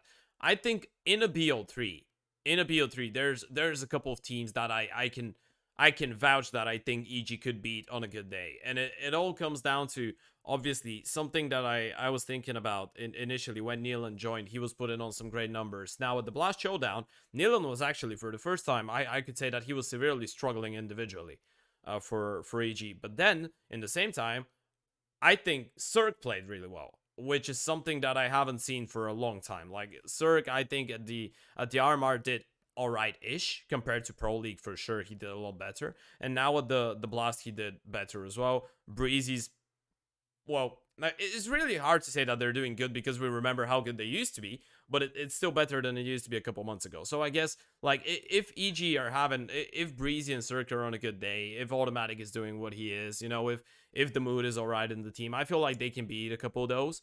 But again, it's a good point that you're making about the crowd and stuff like that, because Nealon is a guy that hasn't played in front of a huge crowd. Hext is a guy that doesn't seem to be shy, but seems to have problems with overhype sometimes. And when you're in front of the crowd, you might get out of focus sometimes because of that. You might get overhyped. So I guess I see the problem, but I feel like this would come into fruition if you're playing, I don't know, an Imperial. If you're playing an Imperial, like imagine a BL3 Imperial versus EG, the winner qualifies for the Legend stage, loser goes out. I think I'd put my money on Imperial, to be fair. Yeah, I mean, I feel like Imperial are just gonna have crowd buff against anybody. To be quite honest, they're the only team that I have kind of put through as like a 3-0 because I can't justify them underneath, and I have other teams I want to pick instead of them, but they could very feasibly just dominate at this stage of the tournament because it does seem like that matters quite a lot, and I think people get intimidated when they face off against them. We saw it at the last major where what was it, Cloud9, Fours, both of them were teams that like prospectively looked good and much better than Imperial did form wise. Yeah, but they both crumbled. Man, versus Force them. is so sad. The Force story is so sad. I actually love Force so much. I think Shofi is an insane player, but like, and they've done it. I think they did it. Like they did it at the RMR last year as well for the Stockholm major. So it's like two in a row that they've thumped. It's like they just crumble versus the legends of the game, and like that will happen sometimes. And this is the one major where I feel like that buff is only bigger than at previous majors. So yeah, no, I could see Imperial making it. I think just to finish off the EG point, I would definitely agree with the idea that like versus any of the European teams, I almost couldn't favor EG, but against some of the like America's teams, yeah, they've got reasonable shots at it. That's the one thing about this Blast result that's kind of awkward is that, yeah, EG look good comparative to some of the other events we've seen them at, but we've also seen them play against international teams at some of these other events. And this is a strictly America's Blast Showdown. So, Yeah, I mean, they do have an easy first round draw at least. I mean, quote unquote easy. I do still think IHC could beat them in a BO1. winnable. Anything could happen in a BO1. I mean, a lot of people forget that. Like, it's back in the days, I still remember like the first couple majors that I did watch a couple of years ago. I was thinking, okay, what's going on? How are those guys? Like, I remember like the Chopper Vegas Squadron guys. They were fucking slaying everybody in those BO1s, and you still had like teams like Penta that were able to pick up victories every now and then. So BO1 is quite wild. I will not have this Penta slander, okay? Oh, what do you mean? They had Crystal and Sunny in that team. I will not hear. By the this. way, I will was not a stand huge for this. Penta hater. I still remember because I was a I was a North fan. And I still remember Penta eliminating North from a major. And Bye, Ted. Yeah. I don't think I've ever heard of a Penta hater before. I didn't think Penta had enough fans to have haters. I too. haven't heard of a Penta fan. I mean, I wasn't a hater. I was just salty because they eliminated my favorite team. If you're like a Penta hater, it's like hating toddlers. That's what you are. Okay. Oh, no, don't You must say hate that. children. Don't say oh my that. god. Yeah, you must seem like the kind of you must person hate to be like- everybody. You're a sociopath if you're a Penta. If you're a Penta hater. Not everybody. I mean, you probably like Astralis when you found out about all the bad things about them. Well, to be fair, I used to hate Astralis quite a lot back in the days because of, North fanboy and all of that. I like them now because I like BlameF and Config. Yeah, well, I like BlameF, I guess, now. Yeah, you like players. You don't like the org. Understand. Yeah, I like the players.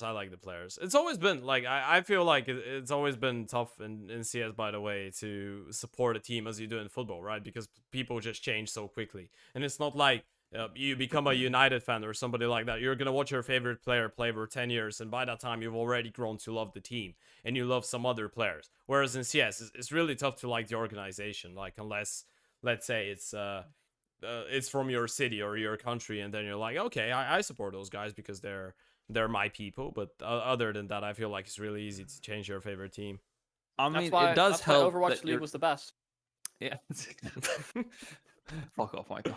But it does help that you're 12 when you're watching a lot of those matches, and like it impacts you a lot more in that way. So, in some ways, it's helpful. A lot of people watching football are also just like 35, so there is that. Yeah, but it's just internet culture, though, right? Like, yeah, you watch 17 different content creators. They're not going to all duke it out to the death.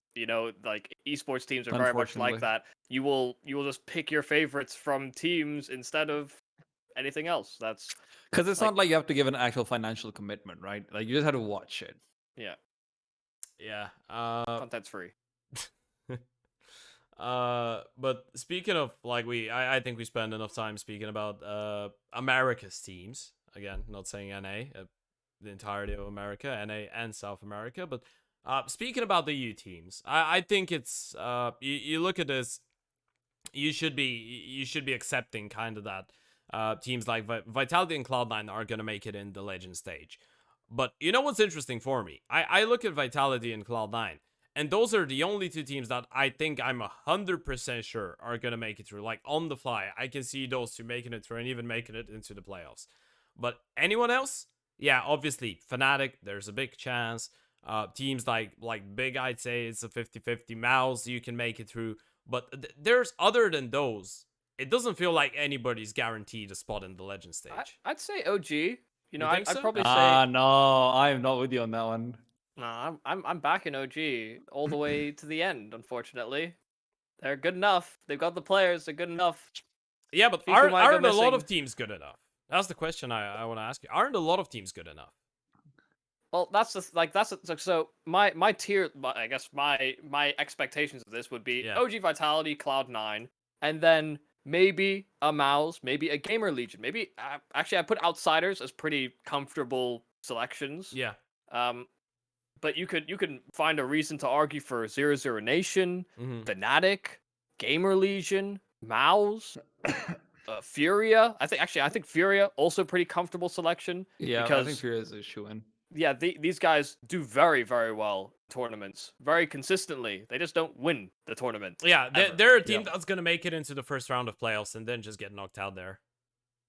Yeah. Potentially, yes. So I think outside of maybe I'll subtract Vitality, Cloud9, Fury, Outsiders. I think are actually my safest pick out of everything.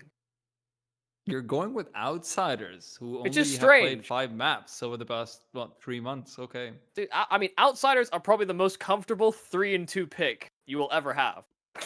Okay. Well, I guess it's good that I did a bit of a well, I think we can get to doing the tier list because we started speaking about the teams and you can give your opinions. I really hope I haven't missed a team, by the way. I had that last time. I think I did a with Gamer Legion's analyst with Monster. We did a tier list and then it was I think it was a map tier list or something like that, and I had missed the Right. map and I was like, yeah, You missed a map. yeah, yeah. Okay, that's a Oh lot no, worse no, than no. missing It a wasn't a team. map. It wasn't a map. It was something else. It was it was a knife tier list. Yeah, I missed one knife. I think I missed like Okay, Nomad or Okay, something like that. skins. Nobody. In all cares. fairness, who cares? No, Yeah, what do you if- mean? I'm a big fan. No, but I know. But if you're a commentator and you're looking at 7 maps, Oh yeah, on yeah, average, and you missed the you're- map. Yeah, you know, yeah, you feel like you just do the math. Yeah, yeah, I get you. I get you. I Yeah. get you. Yeah, it was a knife, but yeah, we have well, I put the title contenders in terms of those are going to be the two teams that essentially you think are the best. Don't look at this one, by the way, as you're doing your pick'ems, because obviously you're not going to put Vitality in your 3-0 in your pick'ems.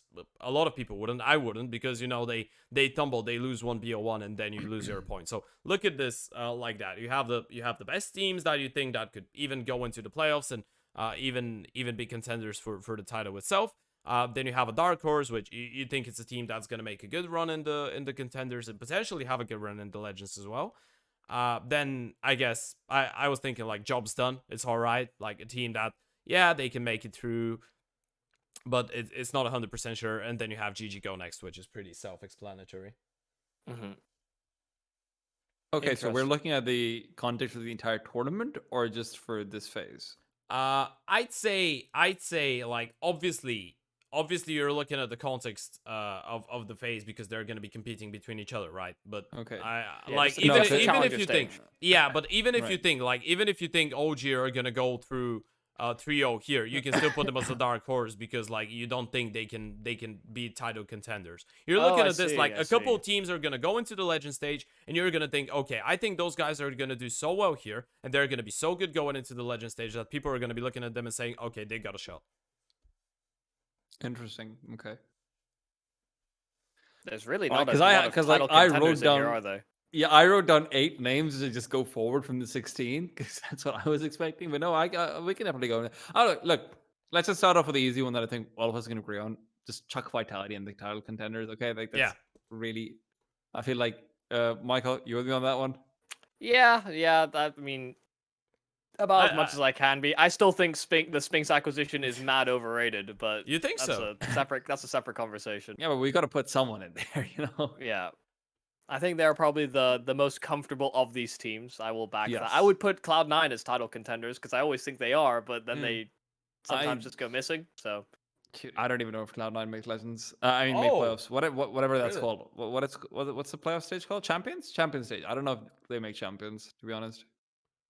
You think so? I think they make champions. I think comfortably. I'm actually Look, I would normally say that yes, but Yeah. with how much I have seen them choke in front of crowds, dude, you've got a They do crowd all the struggle. way. Like, and it's not that hard to lose. We've seen G2 just do that in a Swiss stage. Swiss stages are, 2 best of ones and then a best of 3 loss. You effectively have one stable series that you have to lose. You know what? potentially. With respect, I think G2 is a complete mess. So I agree with you, but the Yeah. idea that they don't make it to the major, yeah. when you see that, I'm with you on that. Yeah. But we've seen good teams get eliminated when they've got like these problems, and Cloud9's got problems dealing with crowds. Yeah, It is what it is. I agree with you on this one. I think if they didn't have those problems, they would 100% be like title contenders. But like title contenders, like you'd be looking at them next to the Vitality, the Face, and the Navi. 100%. They might have won a couple tournaments by now and this year as well. But I guess, well, if you don't want to put them title contenders, I guess we can put them top of Dark Horse, maybe. sure. Yeah. Yeah, but sounds good. I think like I don't know if you guys I agree. will I'd put them reluctantly top. agree. I will reluctantly. Okay, because I'd put them title contenders as well, to be fair. But we'll put them top of Dark Horse, so TeaTime is gonna be happy. I'm just a convincing fellow. That's okay. Okay, moving on. 0-0 I don't see Nation. the list, by the way, You, Ted. you don't see the list. Okay, you should be able to Yes. see it now. Yeah, I think Okay, when yeah, you it's good. tab into it, it like freaks us out. Yeah, We go blind. Yeah. Now you should be. Just let me Mhm. know. Just let me know. Cool. And we can see it, yeah. I think I would put Fnatic, 9Z, and Big in It's Alright. Fnatic, 9Z, and Big. I'm with you on those, actually. Yeah, I think I'm with them. Because I have all of those going through, so... Okay. Interesting. Yeah, that's interesting. By the way, I actually think Fnatic are a little bit better than what people give them credit for, but they're still like yeah, but they're not coin good flip enough for me to call them a dark horse for the tournament. Yeah. I get you. They maybe get like a 2 and a 3 in the Legend stage, you know? That's Yeah, where I'm thinking with Fnatic. Yeah, I agree with you on that one. I'm actually thinking who else could be a dark horse out of those. I guess. Do you count like Fury as a dark horse as a team that's probably gonna No, make I it mean- into the playoffs? Okay, are we counting dark horses make it to the playoffs or potential, like, let's say maximum 10% chance to actually win? Because that's what dark horse is to me. Like, there's a legitimate world where you could win the tournament. Yeah. But that's the thing. Like, I think simply because we're speaking like this is challenger stage, I think this means you're gonna make it into the playoffs. Okay, we're so going let's one level just say that the labels mean how sure are we that they're gonna make it through to Yeah, like, let's Legends say stage, this is a basically. team that can go all the way. Those are teams that are probably gonna make it into playoffs. Those are teams that could make Okay. it into the legend stage, but they couldn't, and it's gonna be good either way for them. And this is the teams that are just not gonna go through. Okay. Fury are not a guaranteed playoff team. Even if they get crowd buff and everything, I don't think they're a guaranteed playoff team for me, unfortunately, just because I mean, you look at the caliber of teams that you're going to be facing up against in the legend stage phase. Navi, Mm-hmm. like likely Vitality and Cloud9 in there as well. Liquid. These are teams who are used to performing in front of crowds. You're not going to have like the buff where you're just like, hey guys, if we're playing against a mouse sports with effectively an academy team against in front of one of the most hostile crowd environments for them in the entire world. These guys are used to it. You don't get a freebie. So I don't actually know how much surety I have in Furia making it through to the playoffs. They have a chance, don't get me wrong, but I think it's 50-50. Mm-hmm. Yeah, I think I'd probably lump Furia and Outsiders in It's Alright as well. I don't think the thing is I don't think any of these guys are actual like contenders for the tournament. Okay. If you want, we can change it up a little bit then, because I feel like everyone's just gonna get into it's all right. Yeah, can we just add one more tier, which is that might make it through to Legends? Like that, and that's like a 50-50 Legends, and then pure garbage. Can we just do that? Because if the It's Alright parameter is literally just like, well, even if they don't make it, it's fine. Let's make it's all right. Probably Legends, and then who knows if God wills, and then God clearly does not will. You know, that's okay. I'm fine with these. Okay. So I mean, but I mean, while you change that, Michael, do you want to talk about what you think about Furia? Yeah, no, I think Fury are good. I just genuinely good enough to make it to playoffs. Okay, Even so if we're even just if they gonna name don't. this one meh. Sure. Okay. Yeah. But yeah, I think they're generally good enough to make it to playoffs, but they have a problem actually making their playstyle work in the playoffs. Because I feel like they almost play a different game every time they get there. Like, is that some kind of like big master plan they've got in their back pocket of, oh wow, we're gonna play this style in the groups, and everyone's gonna think we're gonna play that style in the playoffs, and then we're just not gonna do it. Ooh. It almost feels like that sometimes. So I hate labeling Furia as a dark horse because I feel like every tournament they're in, I'm always like, yeah, Furia, comfortable dark horse team. And then they just never do it. They're just always the same, perpetually 5th, 6th, or perpetually like in a round of the playoffs. Yeah. Okay. So I'm. Yeah. Go ahead. Yeah. Go ahead. No, I'm just saying I'm maybe even leaning away from Furia making the playoffs, but yeah. Well, I'd say if we were to put him in here, I'd say you put him maybe top of it's all right or right behind Cloud9. I think like if we had to agree that okay, let's say we have to put a second team after Cloud9 in Dark Horse. You gotta. Who are you going for? I mean, it's Fury or OG, I guess. Ted, Or could maybe you bring an up the outsiders? screen as well? Yeah. Yeah, thank you. If you have to put someone with OG? Cloud9, fuck no. It's like, I'm sorry, I refuse to let this happen. I will not let this ridiculousness pass where they're like close to Cloud9 in there. You've got Neofrag, you've got Fiku, you've got Flames. Okay. These guys. And then I have an easy fix for you. I mean, you put Cloud9 next to Vitality and title contenders, and then Dark Horse is opened up for all those guys.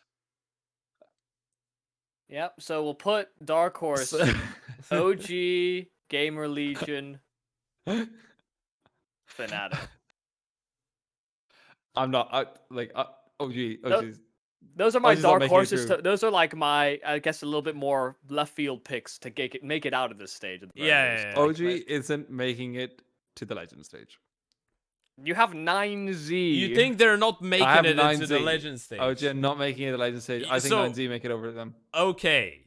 You know what? I actually want to hear your thoughts on this That's a one. whack take. Why?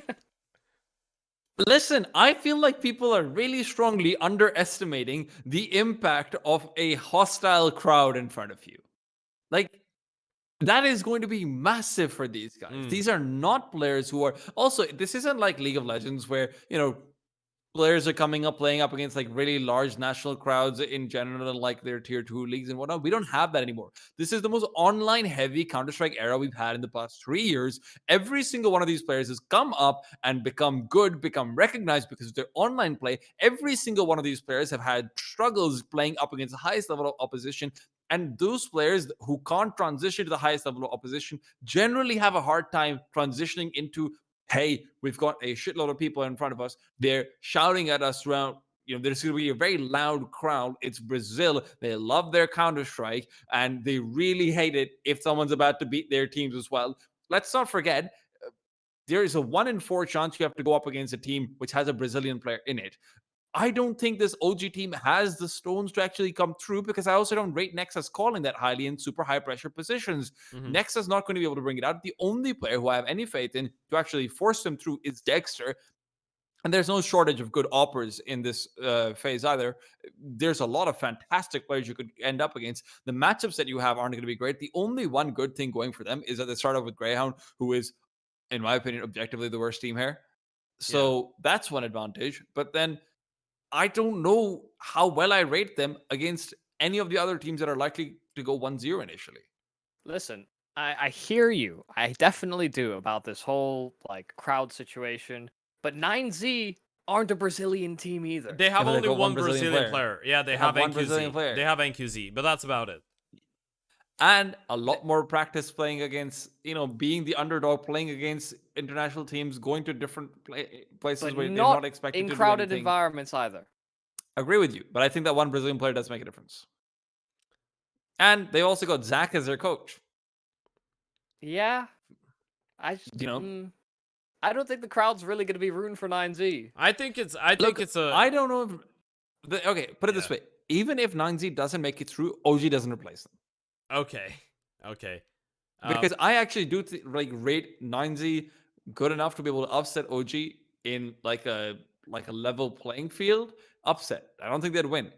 But I do think that the crowd makes a difference in a way to OG that it wouldn't to 9Z as well. Because in my opinion, they've also only got one Argentinian player. I don't know what the rivalry is like between like Brazil and Uruguay, but I don't think it's as bad as it is versus Argentina in the same way. I think this is going to be a lot more accepting crowd of a South American team compared to this European guys coming in. Okay. My understanding is it's not too far away from what like Europe is. Like especially like all the Scandinavian countries, like they're all okay enough with each other, but they're not exactly friendly with each other. They don't like Argentina. They don't like Argentina over there. They really don't like Argentina. Okay, so are we going with the plus minus factor? I mean, some people are gonna be shouting for NQZ, and then they're really well, let's say I don't want to use bad words, but they don't like the fact that Buddha's on the team either, so they're just gonna shut up and they're not gonna say anything. They're not gonna be toxic. They're not gonna be cheering up. They're just gonna be there watching the game. And We be are like, Wait, "Okay, decidedly was this a neutral. solution to Yeah. was this a solution to Brazilians like crowds all along? Just like Maybe Danish crowds maybe all that's the along, management. all of those problems. Okay, Maybe that's all the right. 9Z management just making money moves." Also, I will not lie to you, 9Z is kind of my meme team going in. There is also that. Yeah, that's fair. I'm biased towards 90 because we've watched them a lot. Yeah, over me the too. years, you know. That's why I like them. Um, I think they're cool. I think they're cool. I'm a bit sad that Pain didn't make it through, to be fair, but Mhm. I like 9Z as well. So okay, so we Let's gotta start with make- GG Go next. Let's just actually like start getting teams in here. yeah. We start. Let's start with. You know what? We can just start in order. 0-0 Nation. Thank you. GG go next. You think so? I'd say Yeah. meh. I'd say meh as well. I think they You can don't pick have a up a map. couple. They don't have a wins. map pool. They don't have a map pool. Like they can pick up a couple of wins. Don't get me wrong. They don't have a map pool to go through. I can't stress that enough. Like the best of three phase is not going to be kind to them. You Mhm. can't come through unless it's just some sort of like fluke win. And even in like your best case scenario, I think you probably have to play multiple best of threes because maybe you're like in a 2-1 situation or even a 2-1 situation in your best case scenario. You're not going to be 2-0 in my opinion. I don't know. I don't see this team having a real chance of going through in the best of threes. The other teams are just too good. Okay. You know what? Only because simply because we were gonna make the compromise, and I feel like you're not gonna let us put OG in a dark horse, and you don't think they're gonna go through. I think we can agree on a gentleman. We can have a gentleman's agreement. We can put 0-0 Nation on the bottom of meh. In meh. Yeah, on the bottom of meh. And Yeah. then Okay. you're gonna have we're not gonna put OG anywhere near Cloud9 because of that. Okay? Thank you. I'm okay with this. So- I can live with this. Yeah. Okay. Let's put him in. Put him in meh. Yeah, okay. IHC. I think I can put this one without really asking you guys. I mean, Hey, I'll have you know we're the Asian casters for ESL. Yeah, sure. yeah, Yeah. I was expecting something like that. You know, I was actually hoping that you just come up and you're like, oh, you know what? We've actually casted them play. They're actually all right. I think they'll do a good job. They're gonna get an upset win. They're not. They gonna will get win one overall. upset win at least. Yeah, they will Okay. get one upset win. They're not going 0-3. That's Yeah. for sure. I can see that happening. Let's just put Greyhound in there as well because let's be Yeah, fucking yeah, honest. okay. No one thinks. Yeah, for a let's second. go. Let's go. Yeah. There are two candidates. APAC in the mud. Unlucky.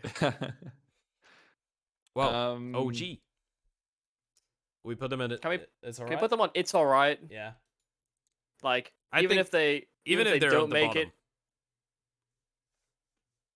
it, Yeah, I think it's all right at the bottom. I'm okay with that.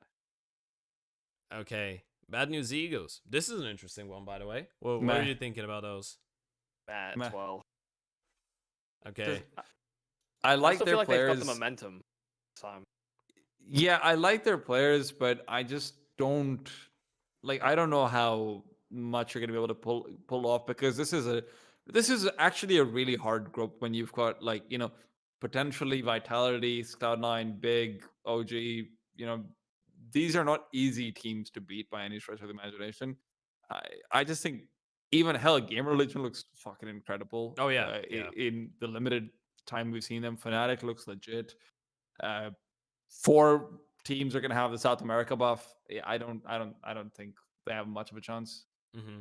Well, yeah, I get you on this one. I like the BNE guys. I think they've started playing more intelligence CS recently. To be fair, I think they've started playing a little bit better because in the beginning it was just them running around and just playing mad Yeah. Counter Strike. But yeah, now they've started to try and look like a legitimate team. So I like that. I do like that. I think they can have a couple nice wins. And to be fair, I agree with putting them in meh. I still think there is a possibility of them making it through, according so as to well. who they play. Like an off chance. Yeah, for sure. I can see them going in to decide their game against, let's say, an IZ and winning against them. Especially because of, like, as we said, the entire crowd is just going to be standing like that with mixed feelings, not knowing who to shout for. EG. I'm not gonna speak EG. I think Even though I have the Bulgarian bias in me, I think I'd put them towards the top of meh. Yeah, I would also put them in a mess. Yeah, I'm with you. But I I'm did with you also on that one. underestimate them even getting to this stage in the first place. Like I thought they wouldn't even make it through the Americas Oh, did you? RMR, but yeah. Okay, You know what? that's- I that's think they just can. I think egregious. they can be legends. But if they're not legends, I'm not gonna be surprised. So I can't really put them in. It's all right. No, they're top of my, I think, for sure. Yeah, maybe we take a look at a Bulgarian tank masterclass and they make it through. I hope. I'm gonna be praying. Mm, Breeze rolling back the years. Yeah. It's okay. I'm right And there then with you you, wake Ted. up. No. Listen, man. I'm right there with Ted. Okay, Cirque's gonna come out there. He's gonna hold Annihilation's hand from IHC, and they're both gonna prance forward into the meadow of legends, and that's how it's gonna be. Yeah, Asia, baby, Asia and Bulgaria. It's going up there. Yeah. You know what? I don't like where you're going with this. So I don't think EG's. I'm gonna take that as a personal comment. Brandon, thank you for supporting me. Brandon just went in chat. He's like, EG got 3-0, by the way, not even close. Brandon, I love you, homie. Brandon, this is why you aren't on the show and we are. Whoa. Wow. Okay. In all fairness, you can just say that to me about Rotterdam. So True. that's picks up his sponsor. He's like, "This is why I'm in that show and you're not." Oh my god. Okay. In all fairness, though, you think because I really want to put someone else in Dark Horse. We put Fury In Dark Horse. I mean, I think it's Fine. Yeah, I mean, yeah, we sure. could I think put Fury is fine because I think fine, Fury has put got the Fury highest there. chance of going to Legends. So yeah. I think Furia, like if it was maybe 1 year ago, I'd put Outsiders in as well. But yeah, not I don't think anymore. Maybe in some months because I think Fame's been sick. But yeah, they don't look as good as they did before. Are you saying you said Fame's sick? Like sick in a good way. Sick in a good way. Yeah, he's sick. Oh, in the okay. same way. I was like, oh my god, he's No, gonna no, be don't ill worry. He's before not the a- main. no, This not a- is not this a isn't big- like a Dota We're TI not speaking thing. about Yeah, Big. yeah, We're not okay, speaking okay, about okay. Big and Faven and all of that. Mm, mm. Yeah, so Imperial, and this one is tricky. I'd say it's all right. I just feel like Top every of team's my- gonna top of my- literally like have a Bro, top of my- meltdown playing this team. Yeah, they're Yeah. they're gonna make it through, but they're top of my. Like, You think I'm so? looking at the team objectively. Yeah, they're gonna make it through, but they're gonna be top of my. Okay. Yeah, I don't think there's high expectations for this team to perform. There is a reason that the majority of this team has also been selected to play the show match. Yeah. This is gonna be a 1-3 team in the legend stage, is what I'm getting. at. Yeah. I agree on that one. I think they still make it. I still think they make it through. Yeah. But I'm Yeah, not sure so- if you can put them like I'm not sure if you can say okay they're as good as OG or Fnatic or stuff like that. You can still put them top of man. Be Oh, like they're definitely worse than OG and Fnatic. yeah, exactly.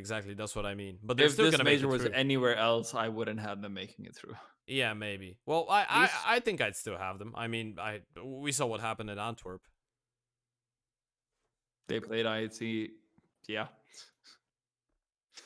These last teams are actually hard. Because I feel Are like they? I feel like Gamer Outsiders is Legions. are they all? It's all right. I think so. No, I think Gamer Legion's a title contender for me, baby. Acor, let's go. No, I think Gamer Legion might actually be top of all right for me. By the way, the analyst of Gamer Legion Monster did say that for him Acor is well I'm not sure. I think he said he was a top 10 oper. Yeah, but that's like me saying my girlfriend's the most beautiful girl in the world. I know I'm lying. Yeah, you're not gonna put words of disparagement out there. Now, also, by the way, I'm joking. My girlfriend is the most beautiful girl in the world. Yeah. Just in Oh, case. likely story. I'm gonna need a source on that. You just put so much dirt on yourself right now. Just keep on digging. Thank God she's Please. she's probably not gonna see that. Yeah, hopefully she doesn't make it all the way through. Yeah, we just cut now, and you're like, oh, you know what? I think Acor is a top 10 oper, so we're gonna put them in title contenders. Okay, but yeah, I'd actually put all of them in. It's all right. I think. Yeah, I think even if Gamer Legion don't succeed here, like they're already performing above expectations even by being here, and the way that they tested people in the RMR. So, and Mao's like I get it. They're trying to make Exertion work. Apparently, that's how you say his name. Trying to make Exertion work, and Outsiders are just coming off of a nice win. I actually think again Yeah. comfortable Outsiders go through. Yeah, I think so as well. I think so as well. I think Outsiders 2-3. You think so? Boo! Yeah. Comfortable 3-2 team. Boo! By the way, I was really surprised because I've had like a lot of players tell me that they hate playing against Norbert, and he's a psycho, and I actually like Norbert on tier 2 really much, and obviously Fame is really good as well. But when they came into tier 1, so far I haven't seen like I think people just Norbert isn't helping himself for people to realize how good he is, and I'm trying to figure out why that is still on Outsiders, because I really think he's a sick player. I think he's insane, but it's like I don't know what's going on with him, because he's just been there, really. It just feels like Fame is okay. Fame, you look at him, you can tell to yourself, okay, he's one of the next big things from the CS region, right? He looks like a legitimate player, even though he hasn't been there for a long time. We'll see how he does at the major and stuff. I'm really concerned about Norbert though, because I can't put like any doubt on his name and think that he's not a great player. I think he has the potential to be a great player, but I don't see him perform. So I really don't know how I'm feeling about this Outsiders lineup. Like on the normal day, if I look at those players and the way that they were supposed to play, I'd even say that they could potentially make it into the playoffs as well. But yeah, recent results in recent months haven't really sold me on that idea. Listen, they are playing to James' system. I don't care who they were before or what they did before. They play within the constraints of James' playstyle. And that is, we have no. I mean, they have a dedicated entry fragger. I guess Kicker is like the closest thing they have to that currently. Mm. But everybody's doing their job. And if you get an entry kill, cool. If not, then we're just gonna have to do this slow work approach into bomb sites. And if that breaks down, I'll save my AWP. That is James. That is his book, and you simply ride between the lines of that. Again, like I as much as I might have maybe shared that opinion with you, like Norbert, I think actually does have a quite a high ceiling. He is bound to work within constraints. So Yeah. you just have to understand that these players are given so little room to make their own plays, and if they do, I think they literally do them completely independent of everybody else. Because sometimes we used to look at Outsiders, we'd see YEKINDAR literally just bolt into a bomb site with no flashes, no teammate anywhere near him. Like I remember watching Dust 2 and thinking, why is he just solo entering B with no util? And there's not even any help anywhere nearby. That must have just been like in my mind, my head canon is that he just called, I want to go entry B, and they've said, sure, you can.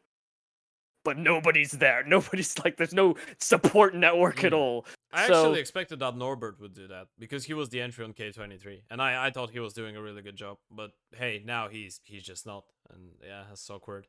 yeah, I mean, you think about like if you have Kickert as your entry fragger, and even if he doesn't get kills, you think about the amount of like the good these guys, if their support staff are probably some of the best support staff you could have as riflers, like Norbert, Fame, Flit.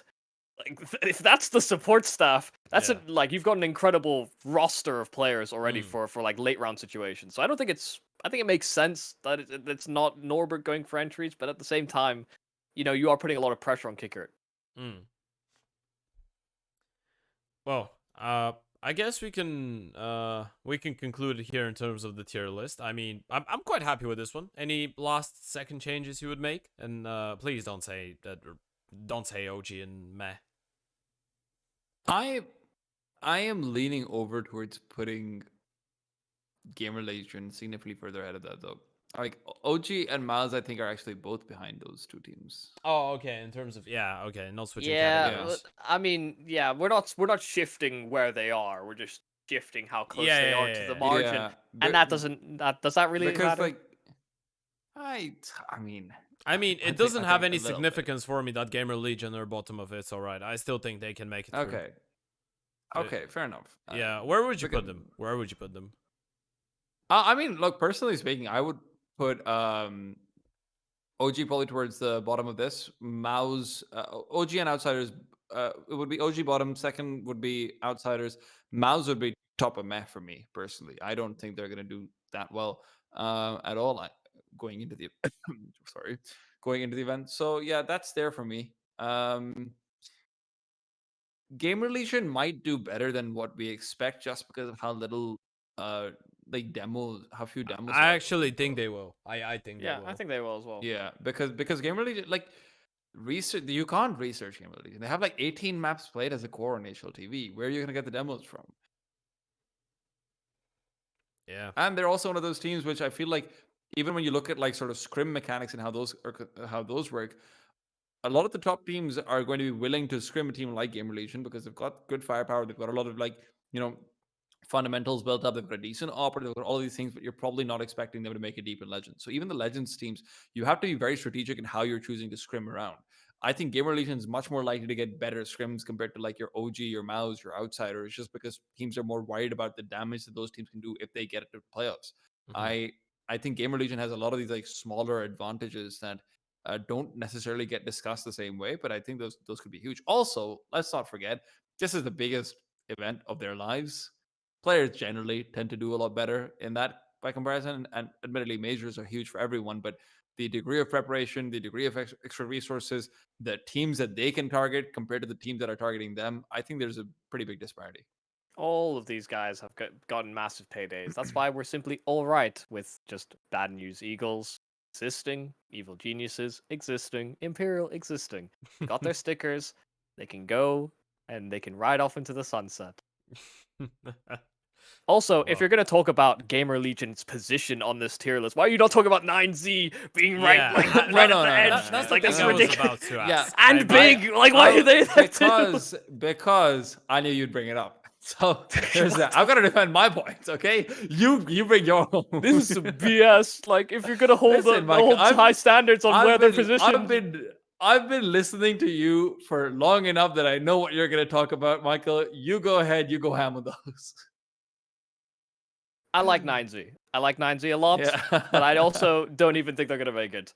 I think they're probably just happy they're here again. You know what? Out of respect, I wouldn't put 9Z in meh, but I really think their bottom of is all right. Yeah, you're Yeah. right. You're right. 100% with you there. But They're that's making not it the by a entertaining- miracle if it's happening. Listen, that's not the entertaining take. The entertaining take is a 17-year-old Brazilian upper, baby. Yeah. Okay. So, number one, I guess like we can agree that the top three should Yeah. be like Mouse, Outsiders, and Fnatic, maybe those three. And I'd put OG in the top three as well, but I know TeaTime isn't gonna agree with that, so I think we can let them be number Yeah, 4. it's all good. So we can agree on those, and I'd really put Gamer Legion ahead of Big, to be fair. Oh, right. That's just disrespectful. You know what? I love Tapson. I just feel like Yeah. he's wasting the best years of his career right now, but it's Yeah, yeah. uncontroversial is- take. Big is hellishly hard to upset. Yeah, Like, yeah, I this agree is with not that. an I easy agree team with to that. get wins I agree with over. that. Big is it's gonna be hard for Big to beat a Vitality, a Cloud9, a Furia, maybe a Fnatic or a Mouse, but it's gonna be really hard for them to lose to an IZ or a Bad News Eagles or a 0-0 Nation. Mouse versus Big. Mouse gets spanked. On a BO3. In a BO3, I agree. In a BO1, BO3, BO1, anything could happen. Fair enough. Yeah. Fair enough. Fair enough. BO3, I agree. Big are gonna be a really tough team to get past in a BO3. But yeah, I think we're happy with this one. Yeah, I think this is okay. I'm satisfied enough. Feel like you could subtract 9Z and put like 0-0 Nation in there, maybe, or like a bad news, or a bad news Eagles. If you think 0-0 Nation is better than 9Z, then I just OG needs to go down. If you think that. At this point, I feel like you're just trying to compare. I don't know. I'll fight you. Bro, 0-0. Okay. Listen. You know what? Ted, do me a favor, okay? Yeah. Pull this up on. I'm gonna link you. I'm gonna link you something. I want you to pull this up. All right? yeah. You're gonna pull up their map pool or something. Yeah, exactly. I'm gonna pull up their map pool. I'll put it in the general chat. Yeah, and then you're gonna look at 9Z's map pool when they only play South American teams, and you're gonna be like, "Wow, their map pool is sick, bro." No. That's not the problem. The problem is Double O Nation literally has a 3-map map pool. Okay. You know, Okay. So like that's not even enough for BO1s. Mm-hmm. So far. so far, yeah. They only have 3 maps so far. You know They're what actively the thing working though, on you know, it. I guarantee So is you that. 9Z. That's the point. Everyone's actively working on it. It's a major. Who do you think's gonna work harder, Coldzera and Taco or 9Z? Coldzera and Taco, actually, like they got the whole support staff there. From Coldzera's had a Godsend. support staff. Coldzera's had a support staff for 5 years. Okay, the support he needs is another person holding his mouse and keyboard. I'll have you know, Coldzera is having a little resurgence in his career. Wow. so Yeah, you a take resurgence that- you of his put- you career. take his That's name like out of me. your mouth. That's like me saying my grandmother is off the ventilator.